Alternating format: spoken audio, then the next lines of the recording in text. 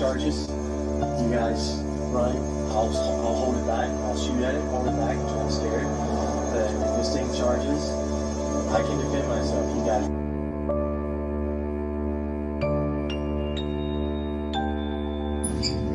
This was very late at night. Everybody was asleep. And I was terrified. I was absolutely terrified.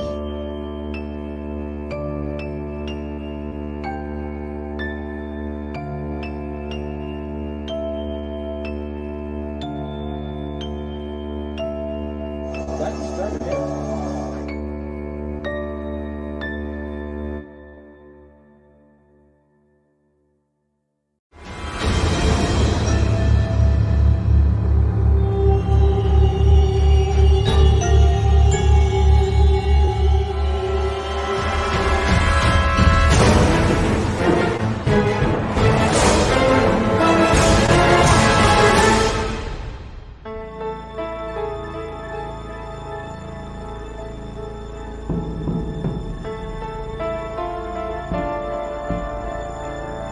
Multiple layers of spiritual activity.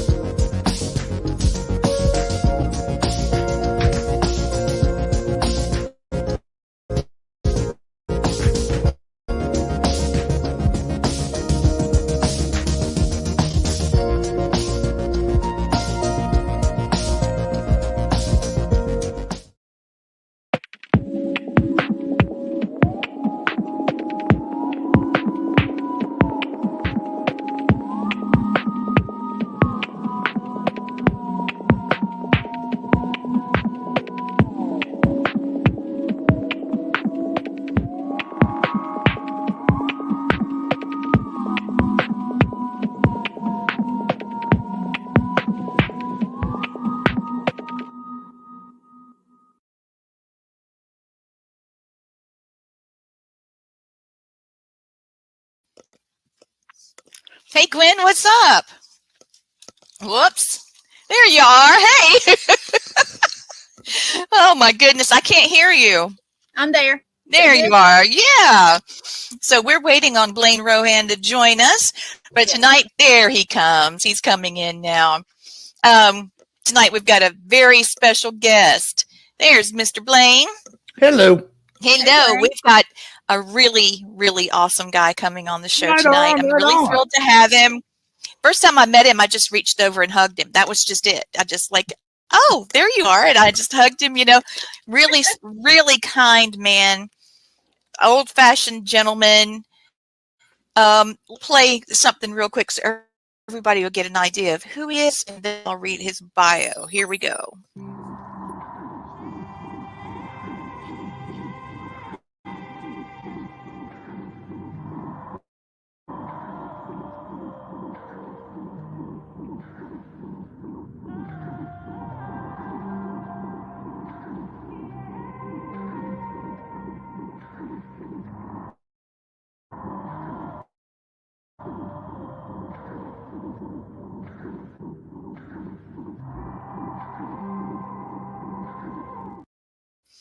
So without further ado, let's welcome Kevin Otte.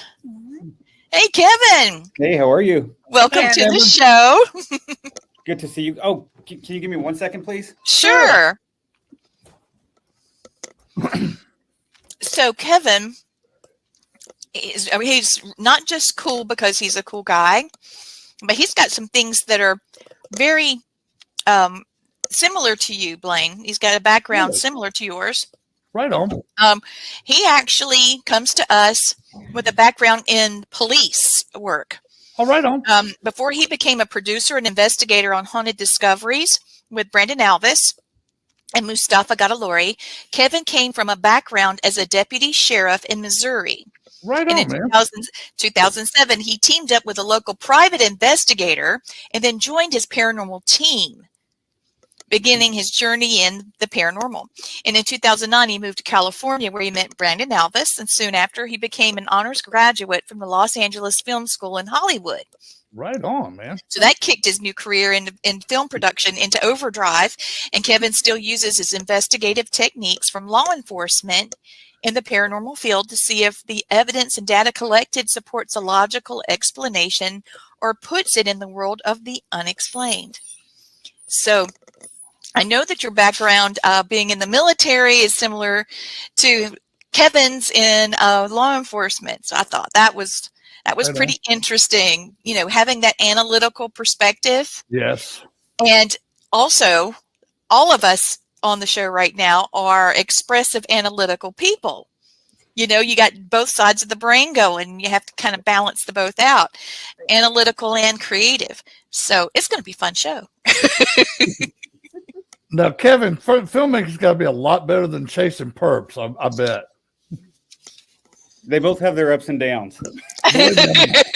See, my perps were actually shooting back at us, so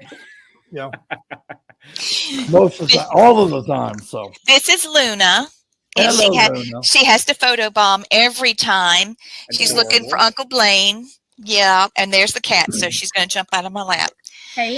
Yeah, and guys, you remember who Ginger is? Hi, Ginger. She came to the filming that we did, Kevin, and was following you around and kissing your fingers and wanting pets. So Kevin is he likes pets like we do. Right on. So did you like your intro? I did. That was great. So what are you guys doing now? You got so many fun things in the that you're already showing on Haunt TV. Yeah, right now we're working on wrapping up season 4 to get it delivered. On, man.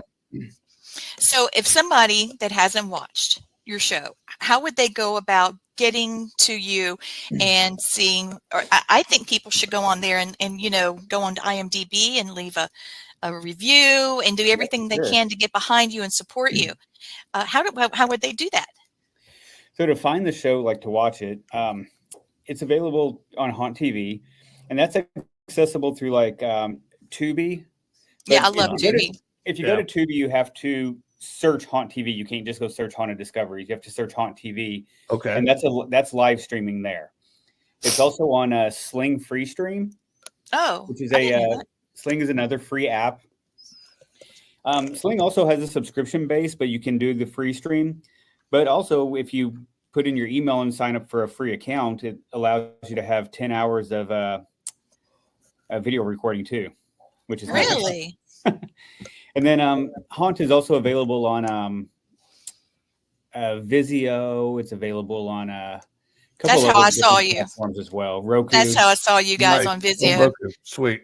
Yeah, that's so cool. Haunt's available on all those. And This show will be on Roku coming up. We were, and then the bridge broke. I don't know how a technical bridge breaks, but it did. Don't forget, we'll also be on Spotify soon and Apple podcasts as well. Yeah, If so you all watch of the these video things will just like be. we are now. Yeah. There's plenty on there already, but all the new ones that were missed will be up there very soon. Gwen, You're going to be all over, Kevin. Yeah, Gwen, bring your computer this weekend. That way we can set ourselves up on Spotify and Apple TV. It's very easy to do. Oh, I am. Right on. And I got us on Rumble. Right on. We're on Rumble now too. Nice. We're going to rumble. Lord have mercy. Yeah. Kevin, what got you into the paranormal, brother? So it's always been kind of an interest to me. I grew up in Missouri, so a lot of being younger, driving around gravel roads with family, telling ghost stories, stuff like that. Watching the original Unsolved Mysteries, probably younger than I should have been. Yeah. Yeah. That got me into Aliens too, watching that show. Yeah, Yes. Yeah, I just always kind of had a fascination of, you hear different stories from family members that, has had some stuff happen, and just all the local legends and lores and ghost stories, and this was really interesting. And then when I was on the sheriff's department, I started doing some side work for a private investigator, and him and his wife had a team, and we got to talking one night, and they invited me to an investigation, and did that, caught our first EVP, and I was hooked after that. Yep, dude. I started this. I'm 59 years old now. I started seeing and hearing ghosts when I was 4. Lived across the street from a graveyard. I was the kid that when anything supernatural came on, if it was about aliens, Bigfoot, ghost, In Search of was like my mecca back in the 70s. And I read every book. I probably read Chariot of the Gods by Eric von Daniken probably 15 times when I was a kid, because it was so fascinating to me. And I made a good friend with a lady here in Alabama. Her name is Harriet Wyndham Tutman, and she wrote a book called 13 Alabama Ghosts. And she actually came to our school when I was probably about 3rd or 4th grade.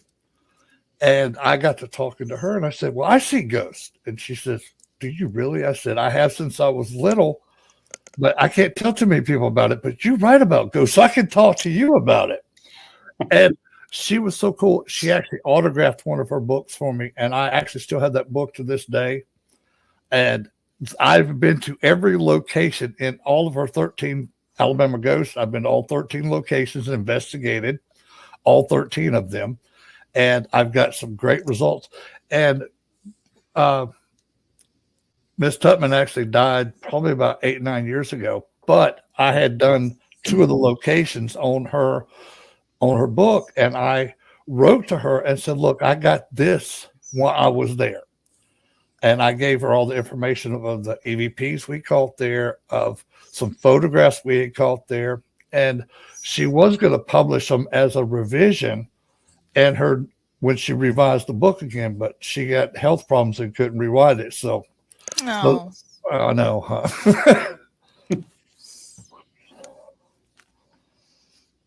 But yeah, let me ask you this. As long as you've been, sorry, Lee. It's okay. I'm just thinking. As long as you've been investigating, what is the funniest thing you've ever had happen to you on an investigation? Oh, goodness. That's a good one, huh? Well, not to me, but to somebody else. Even better, you saw it. Yeah, we were at an old house in Louisiana, Missouri, and we brought a new person with us, first time investigator. Baked, yeah. Go ahead. We're all standing there. Bait. You know, yeah. He said, So we're all standing there in the dark doing our EVP session. And John, the guy that ran our group, he was kind of in the background a little bit, and he just put on this like really creepy Halloween mask and just stood like right behind this guy. And so we're just going. He has no idea. And John just kind of bumps into him a little bit, and he turns around expecting it to be him, and he sees this face. oh, Lord. He screamed, he jumped, and he ran. It was the funniest thing I've ever seen. Okay, you see, if it had been me, y'all would have called 911 because I would have punched him right in his throat, for one. Ghosts don't scare me. People scare me. So, and my military training would have kicked in, and I'd have throat punched him and probably just beat him. So y'all said, stop, it's him. But that's me. That is funny, though. Now, I'll tell you one funny that was with me. There's this old place in Tuscaloosa, Alabama. It used to be an old mental asylum called Bryce's. Well, it had been dilapidated for a while. We actually got one of the few people that got permission to go in there and do an investigation because, dude, that place is you're taking your own chances when you go in there because pieces of the building are falling down, bricks falling down. We did 8 hours there, and right next door to it, the state was going to refurbish this old convalescent home and turn it into very nice senior apartments. Well, we come over there and sit down, and we sit down. There was a whole bunch of wood stacked up on the sidewalk, and we go to sit down on the sidewalk, and thank God I had my recorder going. But I hear this old man in my ear goes, "It ain't gonna hold you, dumbass." And when it gets better, I'm gonna have to mute myself. when it gets better, all right. Thank God I had recorded. Then the old man, you hear the old man say, "It ain't gonna hold you, dumbass." Then you hear us sit on the wood, it crashes. Then you hear him cackle. "I told you, dumbass." I got so tickled. And I wasn't even embarrassed because I busted my ass. I thought it was just funny the old man said that. I was like, gotta love it. Spirits still have a sense of humor. And that just made my day. Everybody else is like, I love it when it's like That's that. hilarious. Don't you? I mean, see, Kevin doesn't just look for like the scary jump scare kind of thing. They get into the detail and the history and relationships, and that's what we do. Yes. That's why I was like, we're going to do a show on Tuesday, anytime that you're available, Kevin, because we would have a great time out there together. Oh yeah. I had something happen. It was a funny one. It was supposed to be a ceremonial grounds for a coven, and I thought maybe there'd be energy out there and whatnot. And so I'm out there wandering around in the dark because my flashlight's going dead. And Matt's ahead of me, but I cannot see. I couldn't see my, hand in front of my face. It was that dark. And then I heard, it was an old man. It made me think of it when you said it. He said, "Y'all running around in the dark, you bunch of dumbasses," like that. And then it started to rain. I heard it, and it started to rain, and a lightning cracked like that. And I said, "Oh!" And I stepped in something slick, and I just about did a split right then, trying to catch myself. And I'm yelling the whole time, and you can go back and hear the EVP laughing and said, "Yep, that's owl shit." Just like that. "Oh God." Yep, that's owl shit. Oh my gosh, Gwen, I'll have to take you out where that was because that was some craziness. Kevin, I'll give you another funny one too. We were at Waverly Hills doing an event up there, and they had a couple that they put with us because they put people with some of the paracelebs that were up there, and we were on the third floor, and we literally walk in, sit down, and turn the ghost box on. And the lady was just sitting there, and dude, she farted so loud. Oh no! I would have claimed that one. I mean, good God! And as soon as she did it, you hear this ghost of the spirit goes, "You nasty bitch." We have a disclaimer. We can say these things. Let me run that disclaimer. Yeah. Well, I'm just telling you what. Well, shit's not a bad word anyway. It's an acronym for ship high in transit. But she turned redder than my shirt. And she looked at her husband and says, "Get my purse. We're leaving." And as she was leaving, the spirits were Get just my yelling, purse. "To hell. There goes stanky ass. I hope you don't." The favorite was, "I hope you don't shit yourself." And I'm Oh dying. my God, that's hilarious. And she got talked about the rest of the night we were there. Even other investigators kept saying that the spirits kept saying about somebody shitting herself. And I laughed at that because I'm like, okay, I had to tell them all the story. Maybe she did. Maybe that's why she had to leave. I mean, Yeah. that happens. No, she got embarrassed. No, it was a fart. It wasn't a You sure it wasn't a shark? No, she didn't start herself. Because it didn't have it's just a plain old gas, but it was Plain hilarious. old gas. Lord have mercy. Where are we tonight? Our brains are way out there somewhere. I'm trying to make the show funny because I mean this is fun stuff, and I It know is fun. Kevin's probably got to film in some kick-ass places too. Oh, I'd love to hear yeah. about some of those. Pat, thank you. Oh yeah. We got a lot of people watching. We've got Vicky. We've got everybody. Vicky cracking up. Hey, thanks, Pat. Oh my gosh. We've got a lot of fun things happening. So what's one of your favorite places, man? I mean, you've got to have a place that just touched your heart. One of my favorite places to go is any of the locations in Virginia City, Nevada. Oh yeah, dude. Love Mackey Mansion. I love the Washoe. Washow's nice. Oh, Just yeah. love walking up and down the street, during the day, going in all the stores, and What was that? I have no idea. My We're getting- thing went crazy. on me. Okay. As long as you're All right. okay, you know. Yeah, no, I'm Am I fine. supposed to turn something off? I don't know. No, Did I turn something on? Yeah. I was Thanks. checking the comments that we can't see just to see. Yeah. Man. Thank Thanks, you, man. honey. We We've have been having EBT. trouble Right, with chats. Chats are going awry. So, Bad win. well, Yeah, we're Virginia- I know, we bad probably have about 90,000 subscribers that'll be watching this at some point. So, hope y'all are having fun because we sure are. They're laughing Yeah. at us, so that's okay. And that's, Okay. and that's what I want. But yeah, dude, Mhm. any place that's historical like that, especially Old West, I love going to. Mm-hmm. I've done the Washoe. I didn't get a chance to do everything else that you did there, but the Washoe, I had a blast. I love kept that wondering- place. I kept wondering why a certain TV person got scared and jumped out a window there. I was having a blast. Let me guess who that is. I could tell, Don't say I could tell you this. We pulled his man card. He has no man card no more. it. Bless his heart. Virginia City's cool. I really like Goldfield too. That's a fun town. Dude, I know. The high love school. I got the high school, the Nixon building, and the hotel. See, we need a bucket list. Mhm. yeah. You know, I want a bucket list. I I wish got you could come. I wish that, Kevin, I would love for you to come November 2nd to Fitzpatrick Hotel in yeah. Washington, Georgia. The first female prisoner was hung on the street where the hotel is. It's built on top of a cemetery.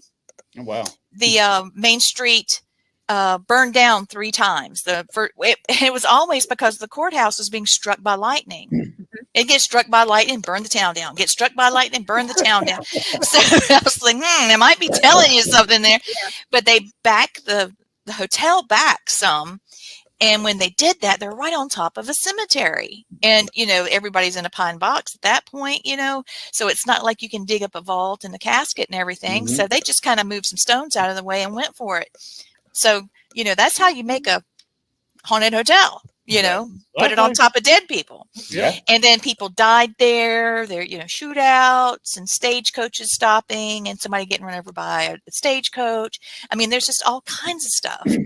And George Washington slept there, hence the name of the town, And there's a plantation house up the road that's also very haunted. So we're just going to have fun. Yeah. There's a set of twins that died in the hotel. One died from scarlet fever, and the other one broke her neck falling down the stairs. It was horrible, horrible, horrible. But these girls are still there, and they are so bad. They're terrible. They turn TVs on, they unlock doors, or they lock doors. There's just, it's off the chain there. It's a lot of fun. And when they have a bunch of ghosties, they really love it. bring it. They do. They love it. They do. And this is the Day of the Dead. So Oh yeah. Yeah.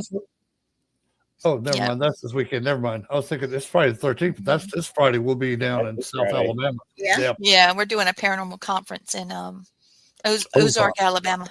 Yeah, it is going to be amazing, Vicki. Thank you. So I try to find places that we don't know so much about, Mhm. and then go and find out what's going on. And Yeah. Blaine and I, well, all three of us love cemeteries. Oh yes. We have a little bit of a club that we go to cemeteries and try to piece things together about what may have happened. You want to tell him about the about your Alabama lawyer in South Carolina? Oh yeah, I got to tell you two of them. Wasn't he sweet? He Oh was. my He was. God. He I'm- looked like Captain Kangaroo because I could He see. did. He did. I was about to say that, but yeah, I'm in South Carolina. I'm from Alabama, and Lee goes, "Come here." I'm like, "What's up?" She goes, "Look where this dude's from." I'm like, "Holy crap, he's from Athens, Alabama, which is like north of where I am." And I start talking to the guy because I'm an empath medium like Lee is. Mhm. And we have a conversation with him. And I got so tickled because it had his whole name in there. At the bottom, it had Esquire, then had renowned lawyer from the state of Alabama and South Carolina. I'm like, this is too cool. And we had the best conversation with this man. And he was just so, like you said, he looked just like Captain Kangaroo. And I asked him, because there was a mausoleum behind us made out of brick. And somebody had busted it down. And I asked him, I said, "Where is your family?" And he said, "Behind you." And I turned around, there was, because I have been wondering about that mausoleum, what was all broken up. He said the reason he had to do that because they were going to move that whole cemetery and just dig people up. He said, "I'll be damned if you're going to move my family. I built Yeah. a brick wall." He built a wall all the way around. He Yeah. did. Wow. And he was so proud of the tombstone because he was buried on top. It was during the winter. Yeah. And so the whole top of his, coffin area, that coffin space was his tombstone. And the law firm that he was with paid for all of it. And he Yeah. was just so honored. And he talked about it and talked about it. Here, there he is. That's what he looked like. And she's not lying. That's what he looked like. I'm like, Yeah, I Okay, thought I maybe he thought- had a little mustache. Actually, Gwen did, but it was like I This think he was might have just another been guy, yeah. twirling it. Yeah, I thought he was maybe I twirling. told Lee we were standing. I said, "Lee, you see this? We got Captain Kangaroo right here." And he busted out laughing. He goes, "Oh, Oh my my God, you God. see him too?" And I'm like dying laughing because it was funny to me. He wouldn't have a clue who we were talking about because it's way after his time. But we found his doppelganger. We did, and he was so sweet. Oh my Yeah. goodness. And he didn't want anybody stealing his family, moving anything Nope. around. He was happy where he was. He was honored. He was so thrilled to be talking to us and all of the equipment. He was fascinated. But then after we were about to leave, we're saying goodbye. And then he said, "Okay, I'm going back to sleep." And that was it. Well, He was done. Well, remember this though. He goes, where are y'all going to be tonight? And we told him we were at a place called the Gilded Bat, but Right. at one time it was owned by a doctor. So him being a lawyer, he probably knew it because of the high society in town. He had been to the house. He knew where it was. Yeah, he knew where it was. And where we were He at the said he Gilded- was going to come. and he did. He showed up. Yeah. He showed up and walked around and goes, "It still looks the same." Yeah. He was so sweet. Oh my God. Yeah. But Kevin, If you could come to Newberry, okay, oh my God, yeah. please come to Newberry, South Carolina. Maybe we'll have a party and just invite you. Send an time. Uber to pick you up because there's a ghost that's all over downtown Newberry. And it's his name is Hank Henry. Dobson. Oh, all right. And I met him about 12 years ago. And the first thing he said to me was, asked me, was I a concubine? Yeah. And I said, "No, are you?" You know, and he hung himself in his bank vault when the stock market crashed and everything. So it's a lot going on there with him. But he seems to know all the spirits in town. And if he's there, the party's coming because it seems like Yeah. all the other spirits are there too. But it's just a real historic town. And it's so fun to just, honestly, to put on your pajamas, go to a location and all the spirits know that you're there, during the day, go around, make sure everybody knows where you are, and then just get pizza and get all your equipment and everybody shows up. I know people are like, oh, that's a seance. No, it's not. These are friends. Yeah. It's not a seance. I'm not asking questions. We're having fun. Yeah. We're telling jokes, We're letting them tell their stories. Yeah, they tell us about things. Man, there's just so much I wanted to tell you. I need to be asking you questions. I'm sorry. I know. I'm just so happy to see you. So tell us about some of your projects. Do you have anything that you want to do or things that you guys are working on as a team? There's some upcoming stuff that hasn't been released yet.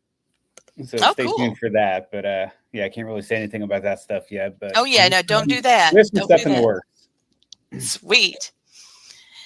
And then that's good. I know that he's season 4 and getting that. So Haunted Discoveries is now at season 4. And then I saw he had released something else. You guys had released another show that was like a spin-off from Haunted Discoveries. What was that? So we shot a season of Family Spirits. Right, and that came out. That was season 1. And then there was another. Not come out yet. We should be having an announcement about that pretty soon. Right on. Family Spirit season 1. Mm-hmm. Cool. I saw that he was looking for something else. Like it seemed like it was a different. I don't remember. I try to follow everything you guys are doing, but you guys are doing so much. I got lost. Yeah. So are you guys traveling a lot? Because I know that he said you guys were going to be in the road a while. Yeah, we were for that, and we're back local now. So. Oh, good. Good. That way you can go home. Yeah, it wears you out being on the road. It does. Just the short time that we are, for Haunted Discoveries, it wears you out. I can imagine some of these it's gone for like 6 months. Yeah. Yeah. When I filmed Repossessed, we were back and forth every 2 weeks for about 6 months. There was a lot to that. Oh yeah. Shoot, I wish I could have took some six week trips. My trips were a year in Iraq, a year in Afghanistan, a year back in Iraq, a year in Jordan, a year in Saudi Arabia. Those were my trips. All over. Yeah, but tell them your first investigation. Oh my God, dude, you're gonna love this. Okay. I was stationed at Norton Air Force Base in California, which is no longer there in San Bernardino. And we were sitting in our day room watching Helter Skelter on TV. And there was 3 of us in there. It was like, dude, we're only 60 miles from there. And somebody goes, no way. I said, yeah, dude. We went old school. This is 1985, dude. We pulled out the old atlas and started looking up how to get there for directions. We found our way. This is what we had for our first investigation there. A cassette recorder. We had a Polaroid camera. And you'll laugh at this because police officers use flashlights. The military basic training gives you these flashlights with these little cones on them. They were lightsabers before they were lightsabers. Okay. Well, after lightsabers. So we called them Lackland lasers. That's what we had. And we go up in the Hollywood Hills on Cielo Drive, and the house itself where Sharon Tate died is gone. Right. There's a man that owns both properties now. Him and his dad bought both, and they built a house right in the middle of the property. Well, this as a sheriff, you'll like this one. We were sitting there maybe 5 or 6 minutes, and LA County Sheriff pulls up, and he gets out of the car and he's like, "What are you boys doing?" And we didn't even have a word for ghost. And I said, "We're trying to catch a ghost." He goes, "I get off in 10 minutes. I'll be back." I'm like, "Hell yeah, you come back, dude. You come back. I don't get arrested for trespassing." And he came back. And this is what we caught. We caught nothing on the Polaroid. Of course, the flashlight was just to help us see. It didn't do nothing. But on that cassette recorder, I got 3 of my first EVPs off of that thing. And the first one was a male voice came through. And I asked him, I said, "Can you tell me your name?" And Jay. Yeah, thank you. He Jay Sebring came through. I said, "What did you do for a living?" I cut hair. He was a big hairstylist from Hollywood. And then Abigail Folger came through second. Bless her heart. Mm-mm. And she was cool. She was like, "Yeah, I didn't like dying, but I'll get all of them," or something like that.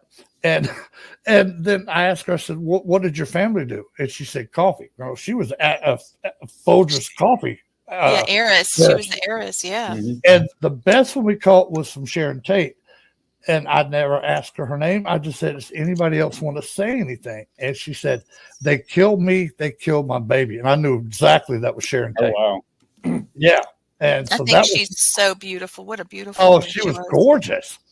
Mm-hmm. And very natural beauty. Sort of like Linda Carter's a natural beauty, too. Exactly. Okay, so, sorry. Got a question. Oh, do we have a question? Yeah, Miss Peplo. Hello, Vicky. Yeah, that's our publisher. Kevin, what places have you done so far, and what was the scariest for you? Oh, it's hard to nail down all the places we've done. Cool thing about Haunted Discoveries, when we started that, we went to a lot of unknown places. Right on. There you go. Practices and stuff like that around Kentucky. It is so beautiful where you are too. I think Oh one my of the gosh. places where I went in and I kind of got the heaviest feeling where I actually had to stop and back out of a room before I could go back into it was at a Yuma prison in Arizona. Dude, you've been there. Mm-hmm. I have too. Like, I haven't been there. Shoot, that may have been 2015, 16, somewhere in there, maybe. Mine was back in 87. Yeah, 87. We were TDY there at Yuma Proving Grounds. And some of the guys, the Marines there said, hey, dude, you want to go? Because they got a wing of the prison that's open to investigate. I'm like, come, let's go. Yeah, there was one. Actually, it was going into that the isolation cell, the dark cell, or whatever it was they called it. Like I was in there earlier, and then I went to go in, and like, so you have the front door, and then you have like a 6-foot hallway, and then it goes into the actual cell. Got about halfway into that hallway, and it's just like I hit a wall. It's a wall of energy.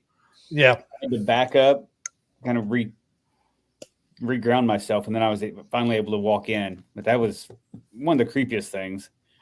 That and probably one of the most creeped out I've been to was Southern California. It's a place called the Graber Olive House. Okay. I've heard it. I've been there yet, but I'm going. I was in the vat room where they have all the olive vats. I was actually in there by myself, and Ooh. I was starting to do kind of an EVP session, and there was stories of like a shapeshifter, stuff like that being in there. That's serious. Sometimes when people talk, sometimes when they talk, they'll smack their lips when they go to say something. I do that sometimes. Kind of, I hate it. I heard that smack, and I felt the vibration of it on the back of my ear, like it was right behind me. Did your ear, like after that, did you hear like a woo, like tinnitus? I don't even remember. Just kind of. Kevin, you could feel the presence, and you could feel the vibration from that smack. Kevin, I hate to tell you this, but you got kissed. Is what happened. No, you have. You did. My son got kissed. That was his first kiss. Was a little spirit that was a ghost. Bless, poor little thing. I wrote about it in my book. He hated that I did that, but it was a former children's home. And the little girl gave him a kiss. Yeah. She also tried to steal my sweet tea. The straw was going, woo, woo, woo, woo, just like a kid, trying to drink the sweet tea. So I was going to ask about, serial killers. When we were talking about CeeLo Drive and Sharon Tate and things like that, would you be interested in being able to go about things in a paranormal way in search of more details about a serial killer? Yes. I think it'd be interesting. It is. I think it would be the bomb. I've done 4 investigations that had serial killers that actually died on the properties. And this is the weird thing about it is the serial killers are there in spirit, but so are their victims. So yes, that's what scares me because well, go ahead, Blaine. We did this one together. It was the plantation where the guy murdered the girl and then they hung the man that did it. Now they were stuck together in spirit. Yep. Yeah, Mhm. that Yeah, worries we me. did, not with the show, but before we started the show and stuff, I did go up and do Fox Hollow Farm up in Indiana. Okay. Yes. The whole Ooh. Herbaumeister. Her Baumaster, yeah. I think you ought to write like a ghost atlas, of all the places you've been and give us the ratings. Oh, that'd be nice. Gosh, we could get Casper. I have a Durango that's got 3-row seats. We could get Casper and get behind you guys, and we could just go to these cool places. That's going to be my Yeah. retirement one That's day. what's cool about like a lot of the ones we did in season 1. We did three bed and breakfasts that you can actually go stay at. I love those. Yeah. That's my fave. And we've got some great stuff there, especially the one, if you've seen the episodes, season 1 at Hall Place. Yeah, that is a good one. We started going into that place and it was just so tiny. It was, kind of like, oh man, hope we can, get what we need to make an episode out of this. And it just blew us away. Yeah. Again, it was a pretty much untapped resource. Mhm. Oh yeah, dude. Those are the best places because people don't realize that they are haunted. And I love it when people go, well, it's a brand new building. I'm like, okay, It but doesn't matter. no, it doesn't. And I keep telling them, look, okay, you think about it. You're not the only one that's ever lived on this property. There have been Native Americans on this property. There have been travelers to this property. There have been farmers on this property. So yeah, just because your house is brand new doesn't mean there's not historic and historical ghostly energies there. Right.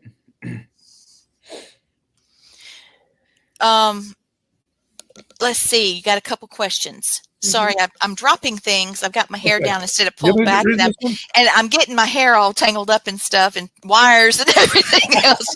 Take over, Blaine. Read it.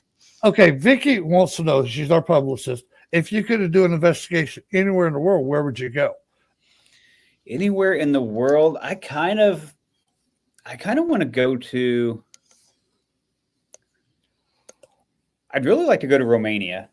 Yes. Dude, Transylvania. Yes. How many times have I said that? And I would love to do the Paris catacombs. I've Oh. done those, I've been there. dude. And I'll tell you one that's actually better than the catacombs, believe it or not, is the pyramids in Egypt. Oh yeah, I'm sure. Y'all, Oh I my just don't know if I could do that now. Oh, I did. Oh, I'd had have a to have ball. my hair braided and pinned because I went down in a submarine and I had on a poncho, one of those crocheted ponchos, and I had my hair down. And this was not the one that we did the boat in Wilmington. This was before that. Mhm. And I got caught up in switches and my hair was getting pulled and my little boy was a toddler and he was running through the submarine. And I was just like, I'm going to die here. This is how it happens. I'm dying right now. This is it. And I thought they were going to have to call a hazmat team, just look for the yellow stream. Finally, it was terrible. Well, I could feel everything, like things were walking through me and stuff. And I didn't do what I was supposed to do because I was worried about my son and I was hung up like in a spider web, So I think that we've hit. Wait, I got to ask you one question. All right, Kevin. I'm sorry, my brother. If Yes, you sir. get to go to Romania, to Transylvania, please take me. I'm a good empath. I'm a good medium, and I'm a good investigator. And spirits love me, and you will get all kind of evidence that you wouldn't get before. I'm like, Bargaining. He's bargaining. I'm bargaining, man. If I can get to That's it. Romania, you don't have to put me on the film. Just let me go, and I'll do everything you need me to do. I'll be a gopher. I could tote cameras. I could set up cameras. I could set up audio. I could do all that fun stuff. I would totally get in trouble. Do not take me because I would be trying to. My luck, I'd get caught up with Dracula somewhere, and y'all have to come find me. I would be like, Scooby-Doo. What was her name? Daphne. That'd be me in that situation. I would be in trouble. See, what most people don't understand though is why Vlad the Impaler did what he did. Oh, I know, but Well, ooh. it was for him to. It was basically, all right, y'all want to come here? This is what's going to happen to you. I thought it was a stroke of brilliance, military wise, Well, because he didn't have a choice. no, he didn't. They were invading his country. He was trying to protect Christendom over the Muslims, and he was fighting for his land and his people and his religion.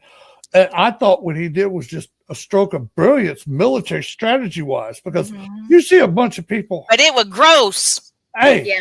I bet it kept your dumb ass out of coming here.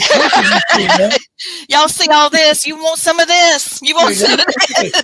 I got plenty of trees in Romania, so Mhm. y'all want to come on and play? We'll play. Mm. See, Well, the thing is, though, y'all, that was nasty. but it was efficient and it worked. It, And it did what work. was It did work, and he did his thing. And I watched specials on Dracula all the time about Vlad Yeah, we the did. Impaler. Yeah. And one of the things I did notice is that people from that country are very proud Sure of the they are. leader, the war leader that he He was. is a national Yeah. hero. Yeah. I mean, there's statues of him everywhere there. Now my cat's coming to say hello. I'm just gonna maybe she'll go away in a minute. She's so wild. She's part Maine Coon. I know you can't see her for the filter, but Yeah. okay. So let's see. When we were just talking about the serial killer, like if we took a case and then we tried to speak with either victims or, someone that was the actual serial killer, like, Ted Bundy or something. Trying to follow that through would be really interesting. And we got a big rise out of people in the chat room in 3 different locations, and they're all saying, yes, need to have a show. So, I just thought it would be fun to try something like that. Pee Wee Gaskin is from South Carolina, which is where I live. And I get called to a location where he dumped several bodies. He was part of he was a carny. He worked for Carnival, and he was a little man, and so he couldn't dig holes, and so he would bury the dead bodies along streams, and then when it would flood, we would, the bodies would surface and stuff like that. So yeah, we got a bit of a mess with that, and I think the United States' first female serial killer is from South Carolina. Her name's Rebecca Cotton, and She was a mean one. Yeah, she's a Black Widow. And she was gorgeous, and she killed several people and got off. So, there's the history and the mystery of the history is where it's at. So that's what I love about your shows. You guys aren't just looking for the scary, you're looking for the story too. Oh, and when we were talking about locations to investigate, Tom Gormley says the White House. White House. Oh, I'd love it. There was let's see, Mary Todd Lincoln, and there's one other president's wife that was said to have held seances in the White House.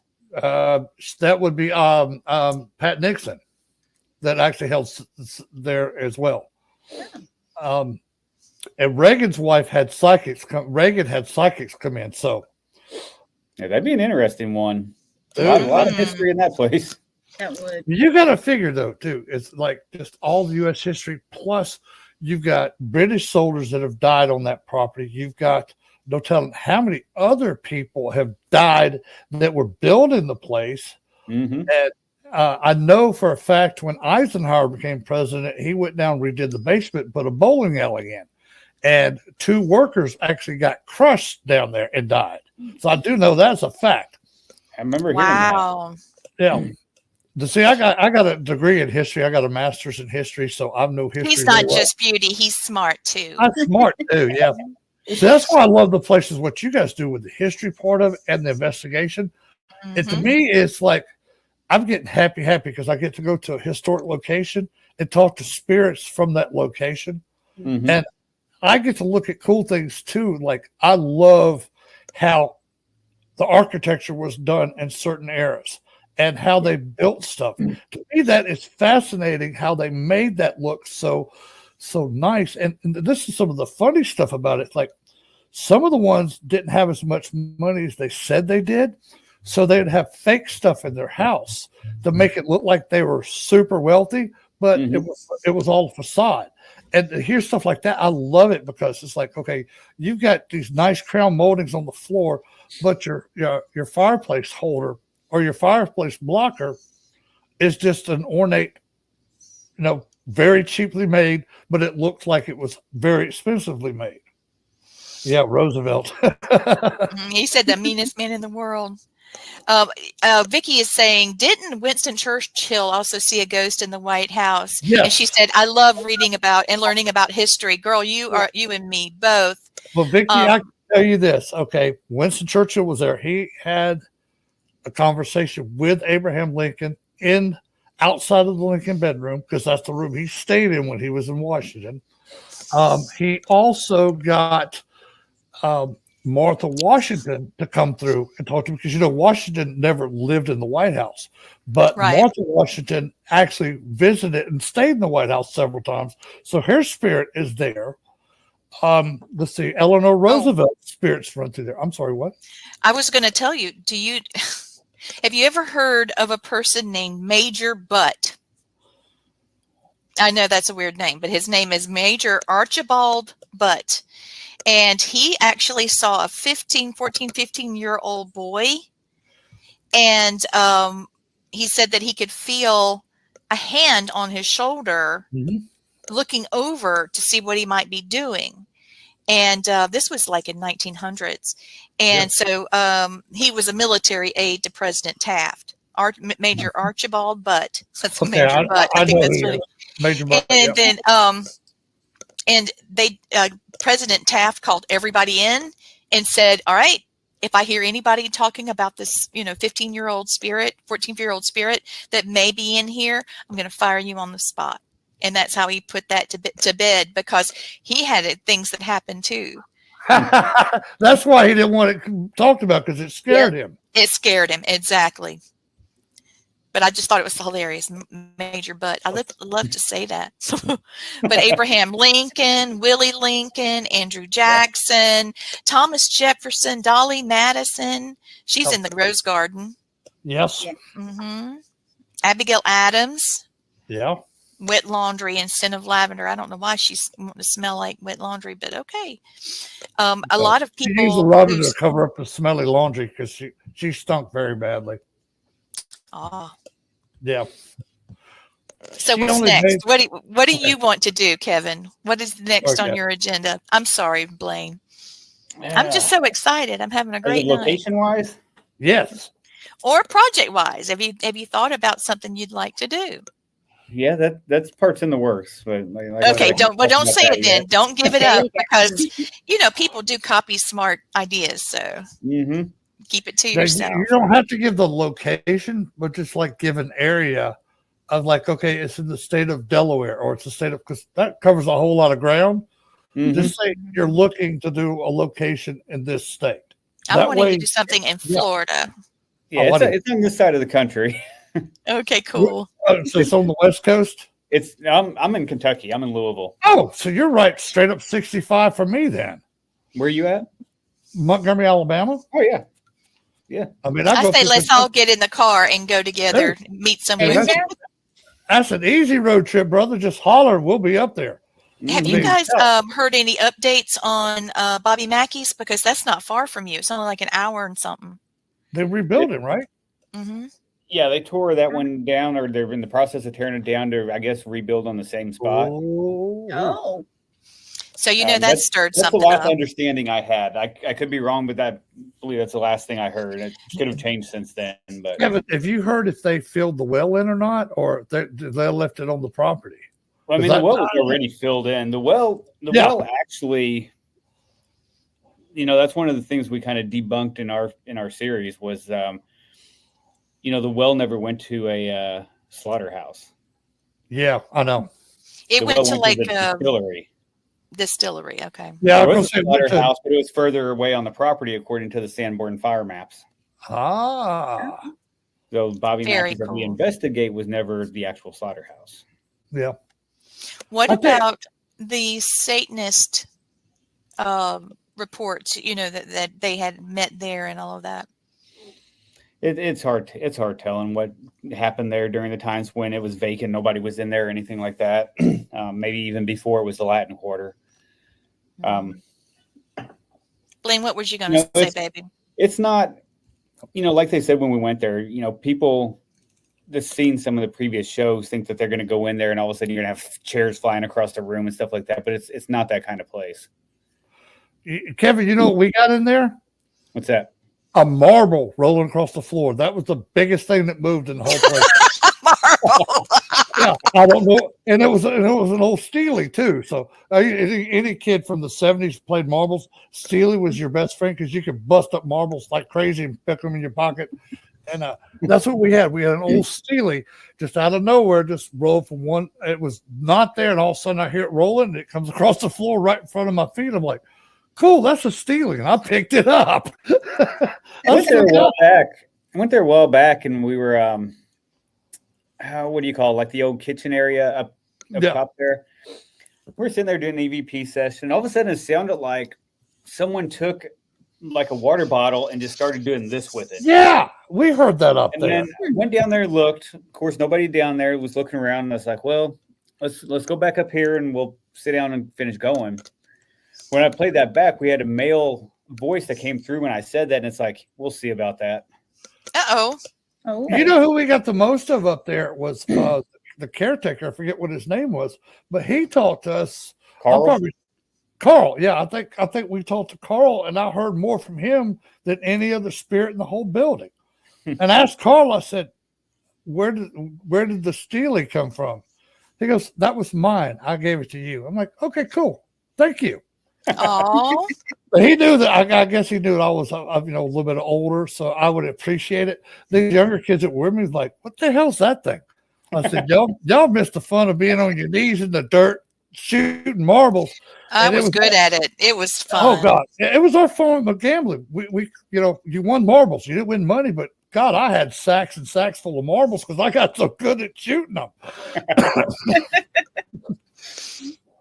But yeah, dude, that's what Carl taught us a lot. He was telling us, it's like, yeah, the one thing, and the stuff that I heard up here while I was sleeping, it was like, okay, old building, I hear the creaks in the floors. A lot of times that like the amplifiers from the shows earlier, he'd hear the humming of those after everything's turned off because a lot of those older amps would still hum. Yeah, they'd hum when you start them up, and they'd hum when you got done with them. He said a lot of that I heard. He said I heard a scream a couple of times, but half the time it was hard to tell because there's a bunch of rednecks in there. We didn't know if some woman, got left in the bathroom and couldn't get her way out. Oh Lord. But yeah, they made a killing off that place, doing music and having investigations. It was a good spot. It was fun to go to. I'd like to go. I'd like to come back up there though, and see what they do with the new place, and see what's still there or what we can pick up on there. Because now, not only do you have the energy of the old building was there, you have everything that's been on that land, all the way from the Native Americans to the settlers and all kind of stuff up there. And no telling what you might get. For all we know, they might have built that original building on top of an old ancient Indian burial ground.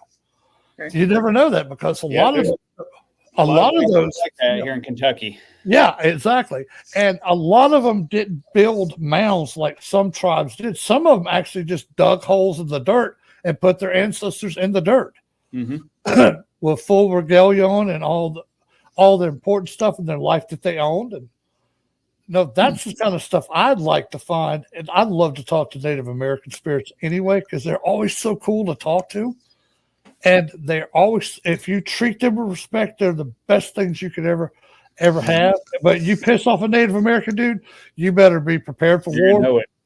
Dude, yes, boy, because here they come. Yep. Well, Native Americans in the past, their belief system is that the dead rule the earth, and that it's their job to help their descendants achieve more things and learn more things spiritually in their life. So when a Native American would say, I hope I didn't embarrass my ancestors, or I hope my ancestors are proud, or in honor of my ancestors, it's because they're from that old school. Yeah. And so, right now there's a big kick of, if you find something that's indigenous, don't dig it up, just leave it be, mark where it is. But the tribe that Gwen and Blaine and I belong to, the chief just got several million dollars from the government for a museum. He's an archaeologist, And so, he's going to be putting that on the tribal lands once we get that. There's a whole lot to that, but the more we've uncovered about the more that we've uncovered, I think, as a team about the cultural aspect of someone's life, whether they're this religion or that religion, or what's customary and what's not, it affects how the haunts behave with certain people. Right.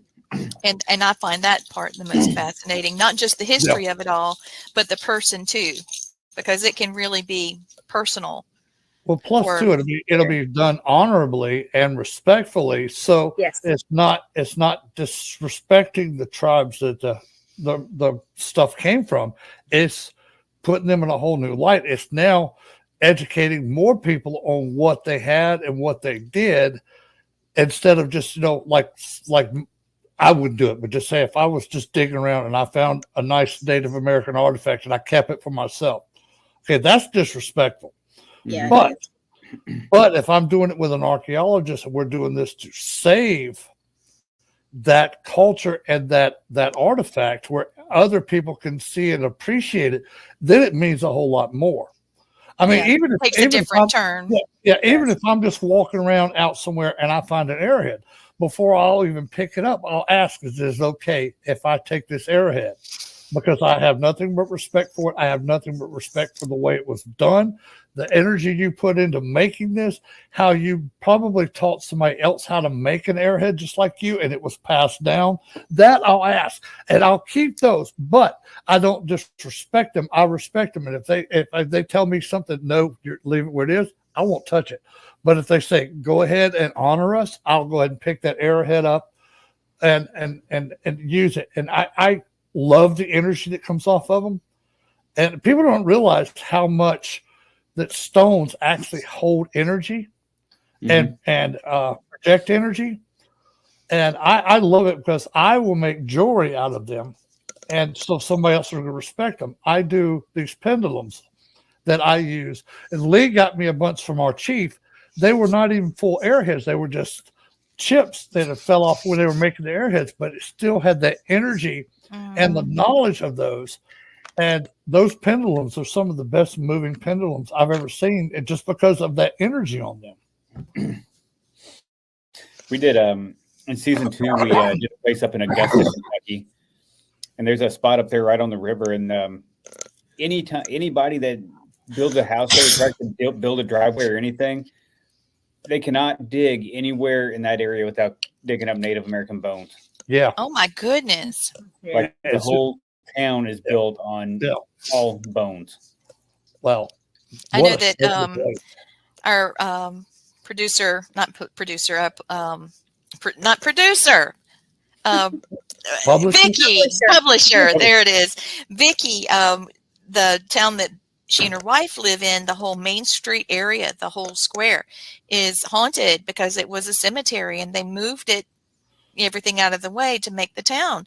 And they keep saying, and they are in Virginia, so it's not far from you. No.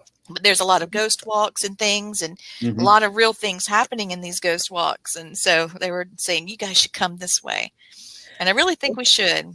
I think the ghost walks are fun. I think the ghost walks really keep the spirits alive because you're going through there day after day, telling the stories time after time after time. And I think that really helps keep the places and the spirits alive. I do. I agree with you on that, Kevin, because you think about this. All right. You go to a cemetery that nobody had been to for a while, and you start talking to the spirits there. And people think, okay, well, why would they stay in the cemetery? And I'll tell them this, okay, everywhere you've ever been leaves a sign of energy from you.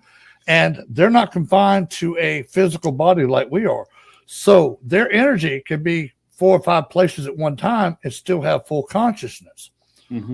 Well, when you go to a cemetery like that and you show respect and talk to them, I'll give you a good story. Me and Lee and Matt, part of the cemetery club, were at Shelby County, Alabama, at an old Confederate cemetery. Well, we walked through and we showed respect to every single soldier that was in that graveyard. And when we got there, we thanked them for letting us be there, thanked us for letting us talk to them. And they were so excited that somebody came and remembered them and had conversations with them. and this is no lie, you can ask Lee. Me, Matt, and Lee, right when we were leaving, we told them, okay, thank you so much. We will come back and visit you again.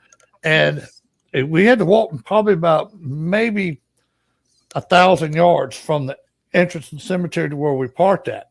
We got to the car, and as soon as we got there, we got two of the loudest rebel yells you've ever heard in your life. Yes. And this is so cool. It was so loud, and it echoed. Oh my God. This is so cool. All right, there's not a house around that place for 5 miles either side. Mm-hmm. Behind it, it's all natural woods. So there's no houses back there till you probably go about 7 or 8 miles back before they have houses. So there's nobody out there. This is like 3:30 in the morning. And the two rebel yells we got, dude, was just so crystal clear and loud. It was there showing it was chilling. It was chilling. It was chilling. Amazing that we actually got that. It was precious. And that's, if I didn't have Matt and Lee with it, nobody would ever believe we got that. But I had witnesses, and her two kids were in the car. It woke them up. It was so loud. Yeah. Wow. Yeah. They're like, what was that? And I just looked over, babe, that was a real rebel yell. That was a rebel yell. I was like, holy but it was crap. like maybe 2 or 3 soldiers, and they were all within the same sound. Yeah. If you go on YouTube and you put in their rebel yell, it sounds like a train. Yeah. Because they're all on different rhythms. Oh my God, it's definitely intimidating. Wow. It was so cool though, and I wish we'd had recorders going. We were recording it, but I was so tired. I'm just going to tell you, I was sleeping standing up. Well, y'all had just drove straight from South Carolina over to Birmingham. We had done, and it was like 4 a.m. Yeah, we went over and done Sloss Furnaces that same day. Oh wow, we how was that? Back, oh, dude, Sloss Furnaces. It was amazing. If you could, Sloss. The only thing I hate about it now is it used to you could go in there and film for paranormal, but they got all cultural now, so they only book it for weddings and parties and bar mitzvahs, or they have little steel making classes where you can learn how to make a piece of wrought iron, and they will not let you do investigations anymore, which sucks because it was a phenomenal place. It was always active, dude. Inside, okay, I'll give you the main room. Inside the boiler room, there was a gentleman, and this is before they had safety gear, and there's a big wheel that goes around, helps helps the fire. And a gentleman was eating his lunch, and he leaned up and he got just close enough to that wheel, and it snatched him up, and then it crushed him as it came back down. Well, we got video of him leaning against the thing, watching him suck up and go around the top, and you could see when he hit, like all the guts and stuff come out of his body and just squirted across the floor. And we used luminol on the wheel, and of course it lit up. Yeah. So but they said it was running one way. Remember that, Blaine? And it was actually going the other way. The other way. And you will catch shadow figures in there with your own eyes. You'll hear audible voices in there. And I will say this, it was a very male-dominated workforce. So if you do have females, they like to say crude and rude things. Mm-hmm. I mean, very crude, rude things. But one of the cool things that happened with me, Lee, and Matt, they lived on the property. They had to shop at the company store, so they were always indebted. They never got paid cash.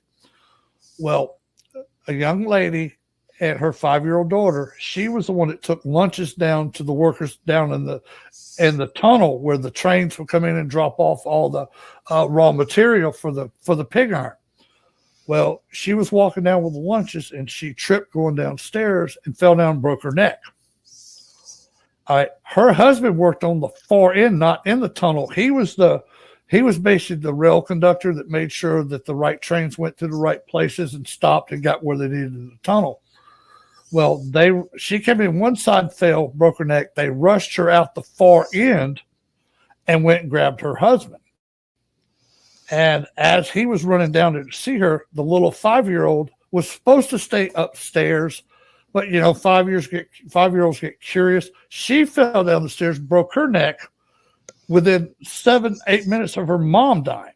Well, they'd already got her mom moved out, try to get her to the infirmary, and they had to bring the little girl. So we picked up on the mother, the little girl, and the father. Oh, it was And horrible. it was amazing and horrible at the same time that we got to reunite that family, because all the years since it happened, when the wife died, she went to a different dimension than her daughter did. So they were not even on the same plane. And they had been looking for each other for years and years and years.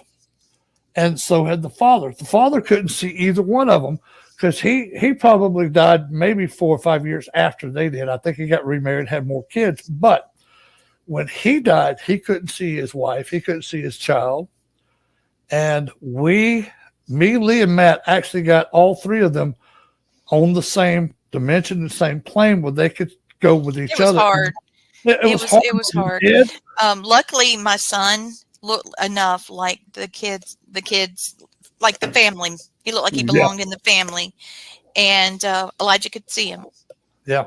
And we thought it was a residual haunting, but it wasn't. And so we were able to interrupt his work and get him to where he would communicate.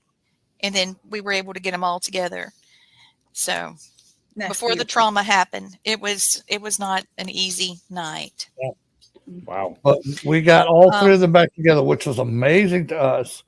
That we I were cried able to until I was just sick, because so much energy was flowing and trying to get things moved and healing. Healing comes in all stages of life, including death. It's not just a matter of telling their story.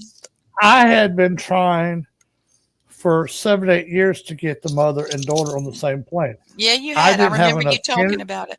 I didn't have enough energy to do it, but when me, Matt, Lee, and her son Elijah got there, it created enough energy where I think it was just getting even the spirit's mind process, because they were so distraught about what had happened and all the trauma, they couldn't see us. They couldn't keep their mind on us. And so I had one, Matt had one, Elijah had one, Blaine had one, and then that's how we're able to pull them all together. Because it's a long story. The technical side, emotionally, spiritually, of all that was not easy. I wish one of the most rewarding nights that I've ever had doing paranormal. God. And it was just for us being empaths and mediums and psychics, or whatever you want to call us. The energy that we got to feel was of course all the fear, the anger, and what's the word I'm looking for? They had a feeling of just absolute dread. Yeah, every time they got. Yeah, it was awful. But the relief, get them, the relief and the energy was so. It was like, okay, just say you've made one of your 6-week trips, and just say you go home to your wife or your girlfriend or whatever you have, and you haven't seen her 6 weeks. So that joy of seeing that person is you're excited because, hey, I get to see my loved one again. And for them that had been over 100 years before, they had seen each other and felt that love, and just that love and the pure great energy that just come off of them, and it resonated through us because we could feel the energy, and it was like going from a very, very hot shower to a very cold shower within an instant. So you had all that other emotion, and then that beautiful, joyous love emotion, and it was just radiating through all of us. And it's something I will never forget, and something Lee or Matt or her son Elijah will never forget. It was just amazing for us that we could do something like that to help three spirits like that reunite with each other. Yeah, that's awesome. Amazing. That is. I would like to feel the energy change in that room. I would love to do some energy experiments together. Since you're on the analytical side, and the three of us are on a more actually, Gwen, you're kind of in the middle. See, she's a retired paramedic. Okay. There you go, both. Yeah. So it'd be fun. It's a lot of fun to do that kind of stuff. I've got some things we're going to do coming up this next paranormal conference. Some experiments that we're going to do psychically and document what people feel, see, and hear, and then give them an analysis at the end of the night of the trends that we see. It's going to be fun. I mean, I love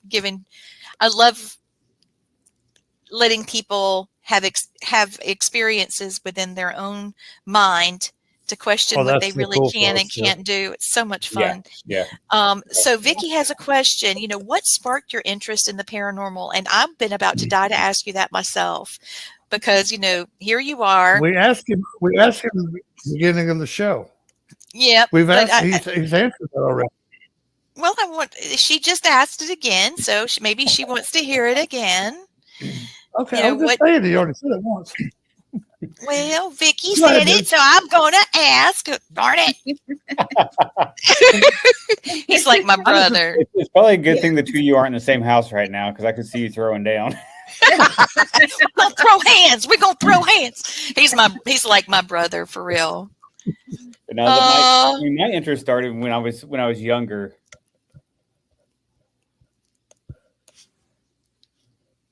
What happened? Oh, somebody just walked into my office. I was trying to figure out who was here. Oh, okay. Dude, I heard the doorknob open. I was like, yeah. I was looking too. Patrick Walsh says hello, by the way. Patrick says hey. But no, my interest started back when I was a lot younger, and growing up in Missouri, driving around gravel roads with family, telling ghost stories, stuff like that, and all the local legends, all that kind of fun stuff. And he likes all the TV shows that we do too, right? I mean, I remember when I was younger, one of my, I guess, most fun memories, I had a bunch of friends come over for a birthday party. And we're like, okay, we're gonna watch some scary movies. It was elementary school. So we're all sitting there, got the lights off, and here, unknown to us, my mom sneaks out of the house and starts scratching on the windows and stuff like that. And so we start freaking out. I love your mom. And she comes in and she's like, what's going on? I was like, there's something out there. And she's like, I'll go look. I was like, no, it'll get you. Don't go outside. My dog and cat are getting into a fight. Kevin, you'd love my house, because spirits came and see me for real regularly. So I'd have people over, and I'd sit there and watch. I'd watch this guy walk through this wall. I'd watch this guy come through the seat. I'd watch this lady come out from the floor. And I'd just sit there and wouldn't say a word. And but looking at all of them, and my buddy's like, dude, there's a man over there. There's a man over there. Like, yeah. So who are they? I said, they're ghosts. What? They're ghosts. What? Ghosts? You got real ghosts in your house? Like, yeah, done everybody? I thought everybody did. Now that was the woe of having children that are psychic. That's why we wrote a little book about it, and it's past time for part 2, Blaine. Yes, we need to write that. We need to write the Cemetery Club. I mean, good Lord, we got stories that we need to get out there. People I think they'd love to hear them. We talk about them all the time, but I think if they could actually read more detail into them, because we don't get into them that much. But yeah, dude, this is fun. Yeah, we would have parties, and I'd have real spirits come to the door. There. I don't know, but it was always funny, even during the daytime, because that cemetery across the street, dude. There were always spirits walking through there. You'd see them, you'd hear them, and this is what's so funny about it, because it was an old dilapidated graveyard. You'd find a grave that the tombstone might have 15 people buried in that one tombstone. The tombstone's gone, and you're looking down at boxes of bones. I mean, shards of wood, bone, all the way through it. And then you see these spirits walk through there in the middle of the daytime, and the grass is all up high. So it was pretty cool, because you could actually see them walking through the grass. And actually see them with the grass like the middle of their feet, of their legs, but you can see their whole leg. And people used to be scared to death to come stay at my house. And then I had a few braves on them come on. Oh, I ain't scared. And my dad was the biggest jokester in the world. He's like, I'll give you a little butt, $10. You go over there and walk across the street. Mr. Ronnie. Me, I'd be like, Does that $10 count for me? No. Like, dang it. I walk across the street and start talking to the ghost. And I was then my always dad- scared to death of our basement. I hated our oh, basement. I loved our basement, dude. Oh, I had a Rated couple R. of places. I had a couple places in our house that made me feel really, really weird. Yeah. So Well, what I was your think what was your I can't talk. What was your basement like? Blah, blah, blah. It was, I don't know if it was just because it was so dark or what, but like you got down the bottom of the steps and there's what used to be 2 bedrooms on the left, which was ended up being my playroom. And then when you got to the bottom of the steps on the right, it had like a big room. It had a bar in it. And then behind that was like a hallway that went all the way down that had like the washer and dryer back there and the wood stove and stuff like that. And it was something about that hallway I just did not like. I could not be down there especially with the lights off. I would not go down the basement. Couldn't sleep down there. I hated going down there by myself. I wonder what it was. See, I loved ours. No idea, but I hated that basement. Kevin, I Party at think the Kevin's reason- house. Party at Kevin's house. Party in the basement. I think I Yes. loved ours so much because I actually helped my dad dig it out and help my dad dig it out and help him concrete it and put walls up, Fun. put the bathroom in. And I lived down in that basement, like the kids from the '70s show. I love that basement. And Yeah. I mean, we had spirits down there. I'd sit there, be on the couch, watching TV or listen to radio, and I'd hear spirits open the door and walk through and sit down and listen to the music. I had some of them come in there just to watch TV because they'd never seen a TV before. I got fascinated with that. We didn't have a door in our basement. Our basement Lord. didn't have a door. Oh. So it's just straight stairs down into the basement then. Straight stairs down the basement. It was a full basement. Yeah. You know that whole basement scene with the steps in The Conjuring with the woo, that's scary.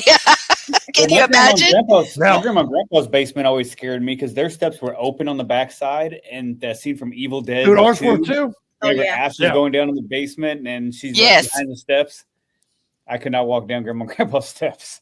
Okay. So So with you being a cop and you being a ghost hunter, which one has been more difficult with the the angst of you have instinct. You have to have been a cop. Yeah. Which one, let's weigh it out. And I want to hear from you too, Blaine.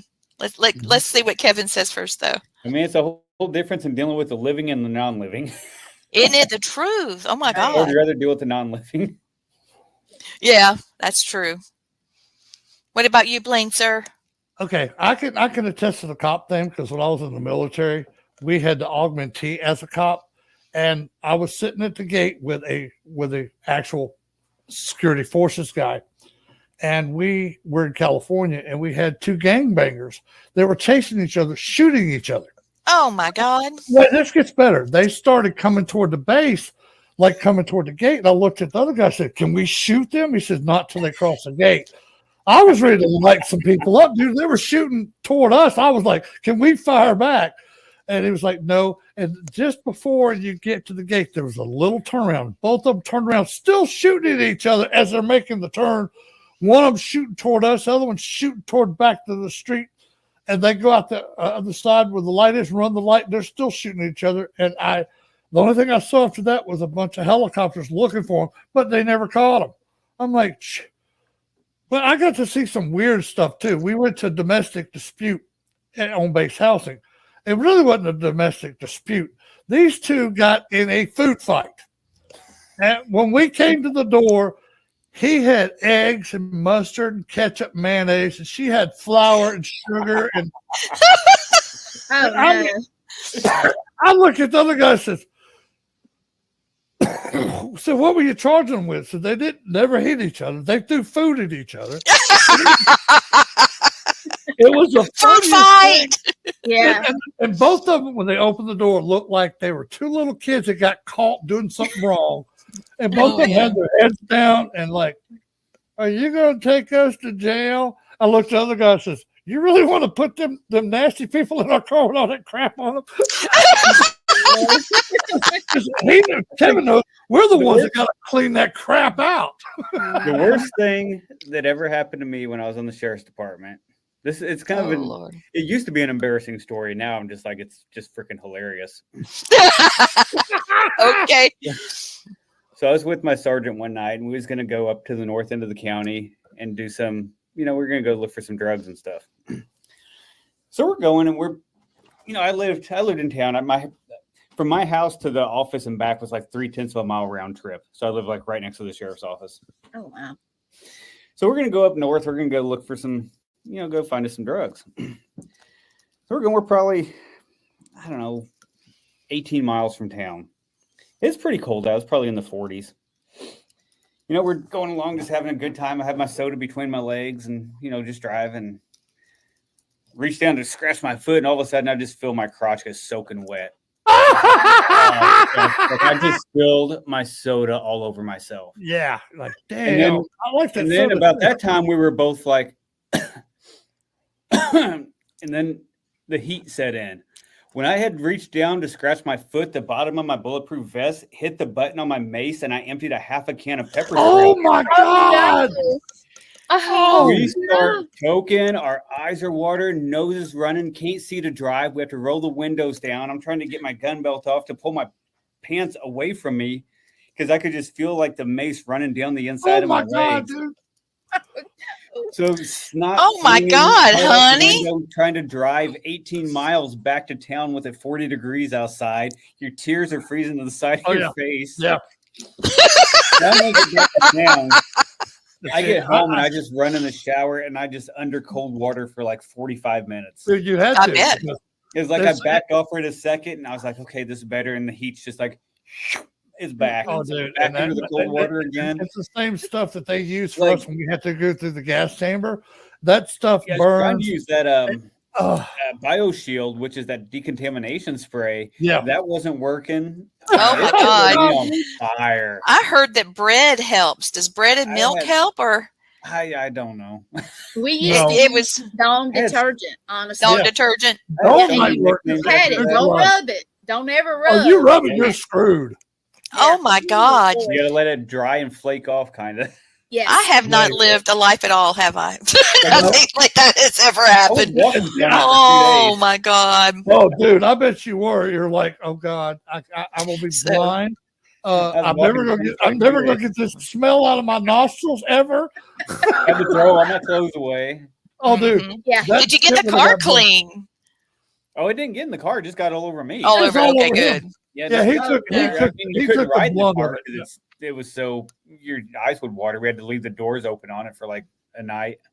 Dude, you had to probably take it back to your motor guys and have them put 2 fans in there where it just blew all that shit out. Oh my God. That's Yeah, terrible. That happened. That is good. Hey, I had another buddy do the same thing, but his got all over his partner in the car. And it was like you said, it was like 35, 40 degrees. And they had a guy in the car that they had just picked up on Drunken Public. So he gets blasted. All 3 of them in the car just get just Jimmy blasted with that stuff. And he's back there screaming, I'm suing. I'm suing. Yeah, is it better to work with the dead? That question has been answered. Seriously. Oh my God. Yep. And the cop looked at him and goes, hey, all I got to say is you charged us, and I had to spray you. What are you going to? Who's going to believe, you or me? Yeah, yeah. If two of us, one of you, we win. I just told him to spell my name right. Yep. Exactly. Yeah, this has been a crazy show. I love it. Isn't it awesome? I love it. People are having a blast. I just thank you so much for coming on, Kevin. You got to come back. Tell us what kind of mischief you're into now. For real, man. Yeah, there'll be a lot coming up soon. So Awesome. Dude, keep us up to date on it. Just send Lee, myself, a message, listen to what's going on. We're not going to disclose anything you do because we understand what you do because we've both done shows. We just want to enjoy it with you. We don't want to enjoy it with you. Just make sure you tell me. Don't say anything, Don't let me screw up, honey.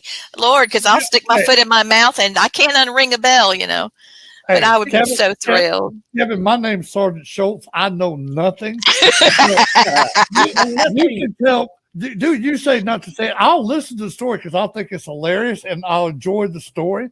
But that's as far as it goes until you come back on the show and that's already been released. We'll talk about it then. But till then, it'll just be me and you talking about, me, you, and Lee talking about, okay, guys. Or Gwen. Yeah. And this All happened. of us. All right, we were filming this, and this happened. Dude, you're not going to believe this. Blah, blah, blah happened. Like, dude, that's so cool. And it would be so cool because, like, you're not disclosing anything to nobody that's going to say anything. And you're still, confidentiality is still good. But yeah, dude, we'd love to hear the stories, and we'll give you some too of stuff that we. Oh yeah. One of the things that we are really enjoying, I think, is about psychic children.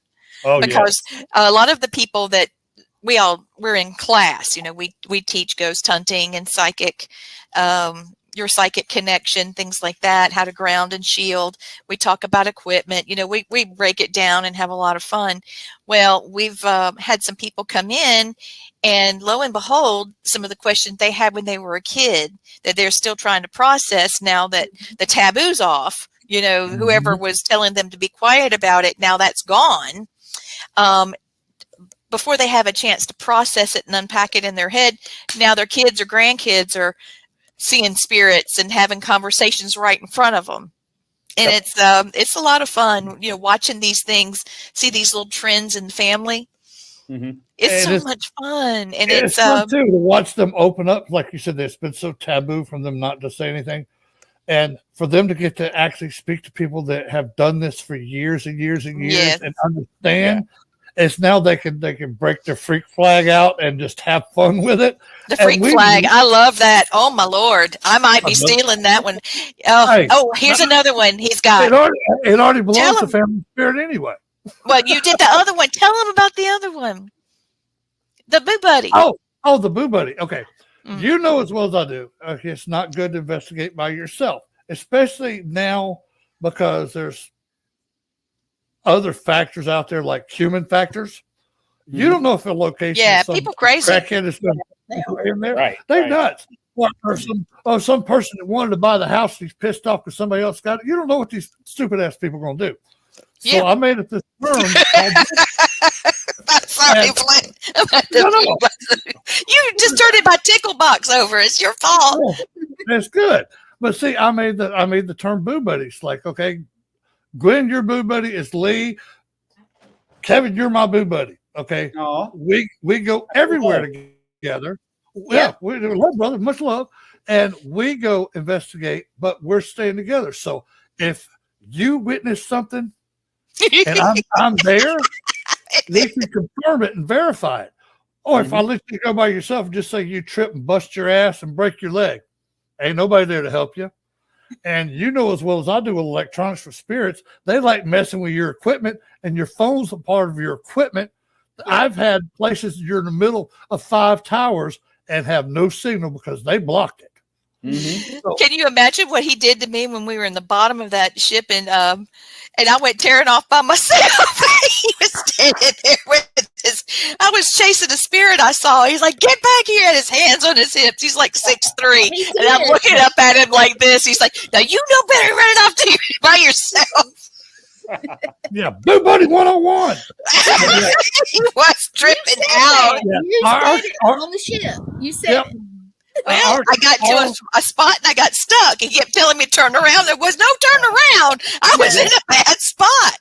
And I'll tell you something funny, Kevin. Our whole class that we teach, and they enthralled the Boo Buddy. They had Boo Buddies everywhere they went. My birthday cake had Boo Buddy. Boo Buddy on it. Thank you, Quinn. Boo Buddy's creepy. Dude, I love it though. You like Boo Buddy? It's creepy.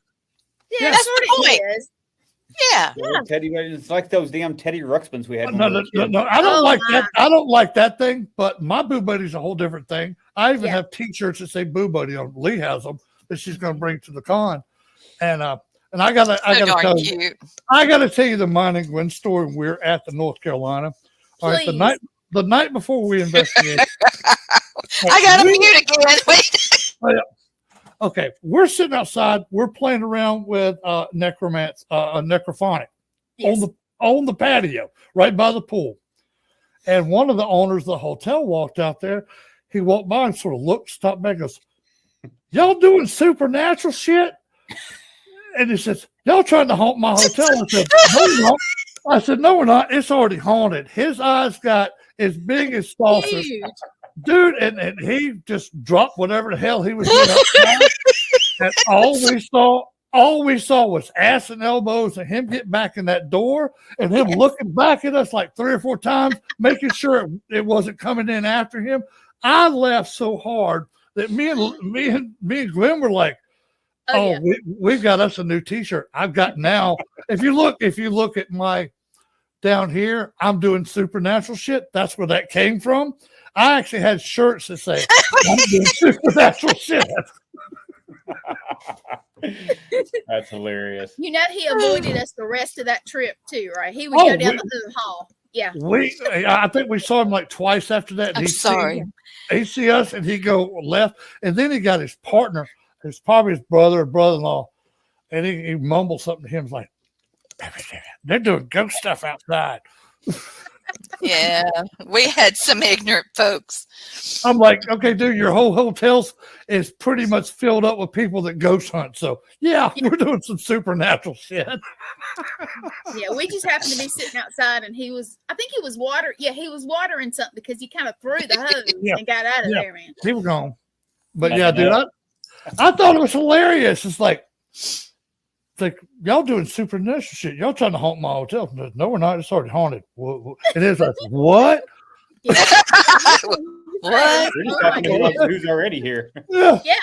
We were. Yeah.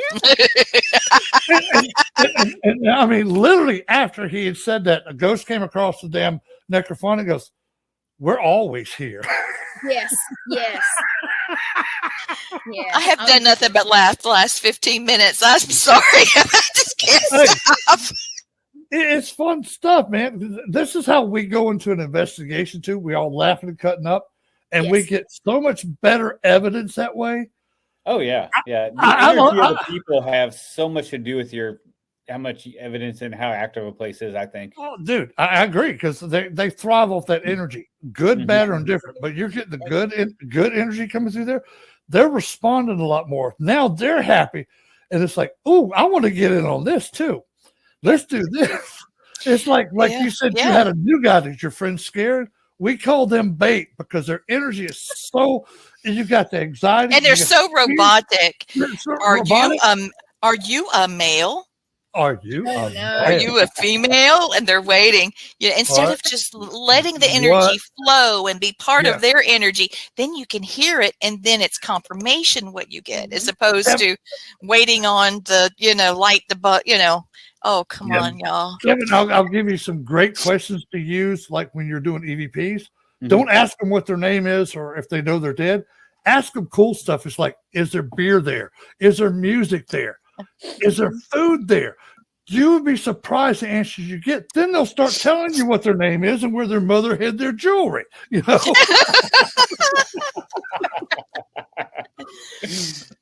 I think that I don't think I have seen a humorous ghost hunt on television yet, but man, if that was an opportunity, we would have a blast. Yeah, we need to have one. Yeah, because we have so much fun. Oh my God! Back in the day, it was Paranormal After Party. Yeah, I don't know if you remember. Do you remember that, Kevin? I do. You're not old enough to remember that, are you? I do. I know you and I know. But oh gosh, that was back during blog talk days. Yeah. Blog Talk was like when Paranormal hit the fan. Yep. Blog Talk was the place to be, and everybody wanted a spot on it. And you know, it was cool. You had to have somebody to be your moderator, and people were asking questions and doing all kinds of stuff. Then it went to live stream, and it bounced over. Here we go. Okay, so y'all are very funny. Hey, Gwen Johns. So orbs keep flying around my 7-year-old nephew when he sleeps. He's special needs, and I have them on video. Any thoughts? Can I? Go ahead, Blaine. Okay. I feel it too. Let me tell you what spirits say about orbs. They do not like them. Most of your orbs can be explained away with either dust, dander, water vapor, bugs, and several other things, okay? what you're getting, and our solution, our joking solution for that is just get you a bottle of Ed Dust, and that'll work. I'll take most of yours. But if they're light sources that you can actually see lights change colors, yes, that is a form of a spirit, which they call sprites.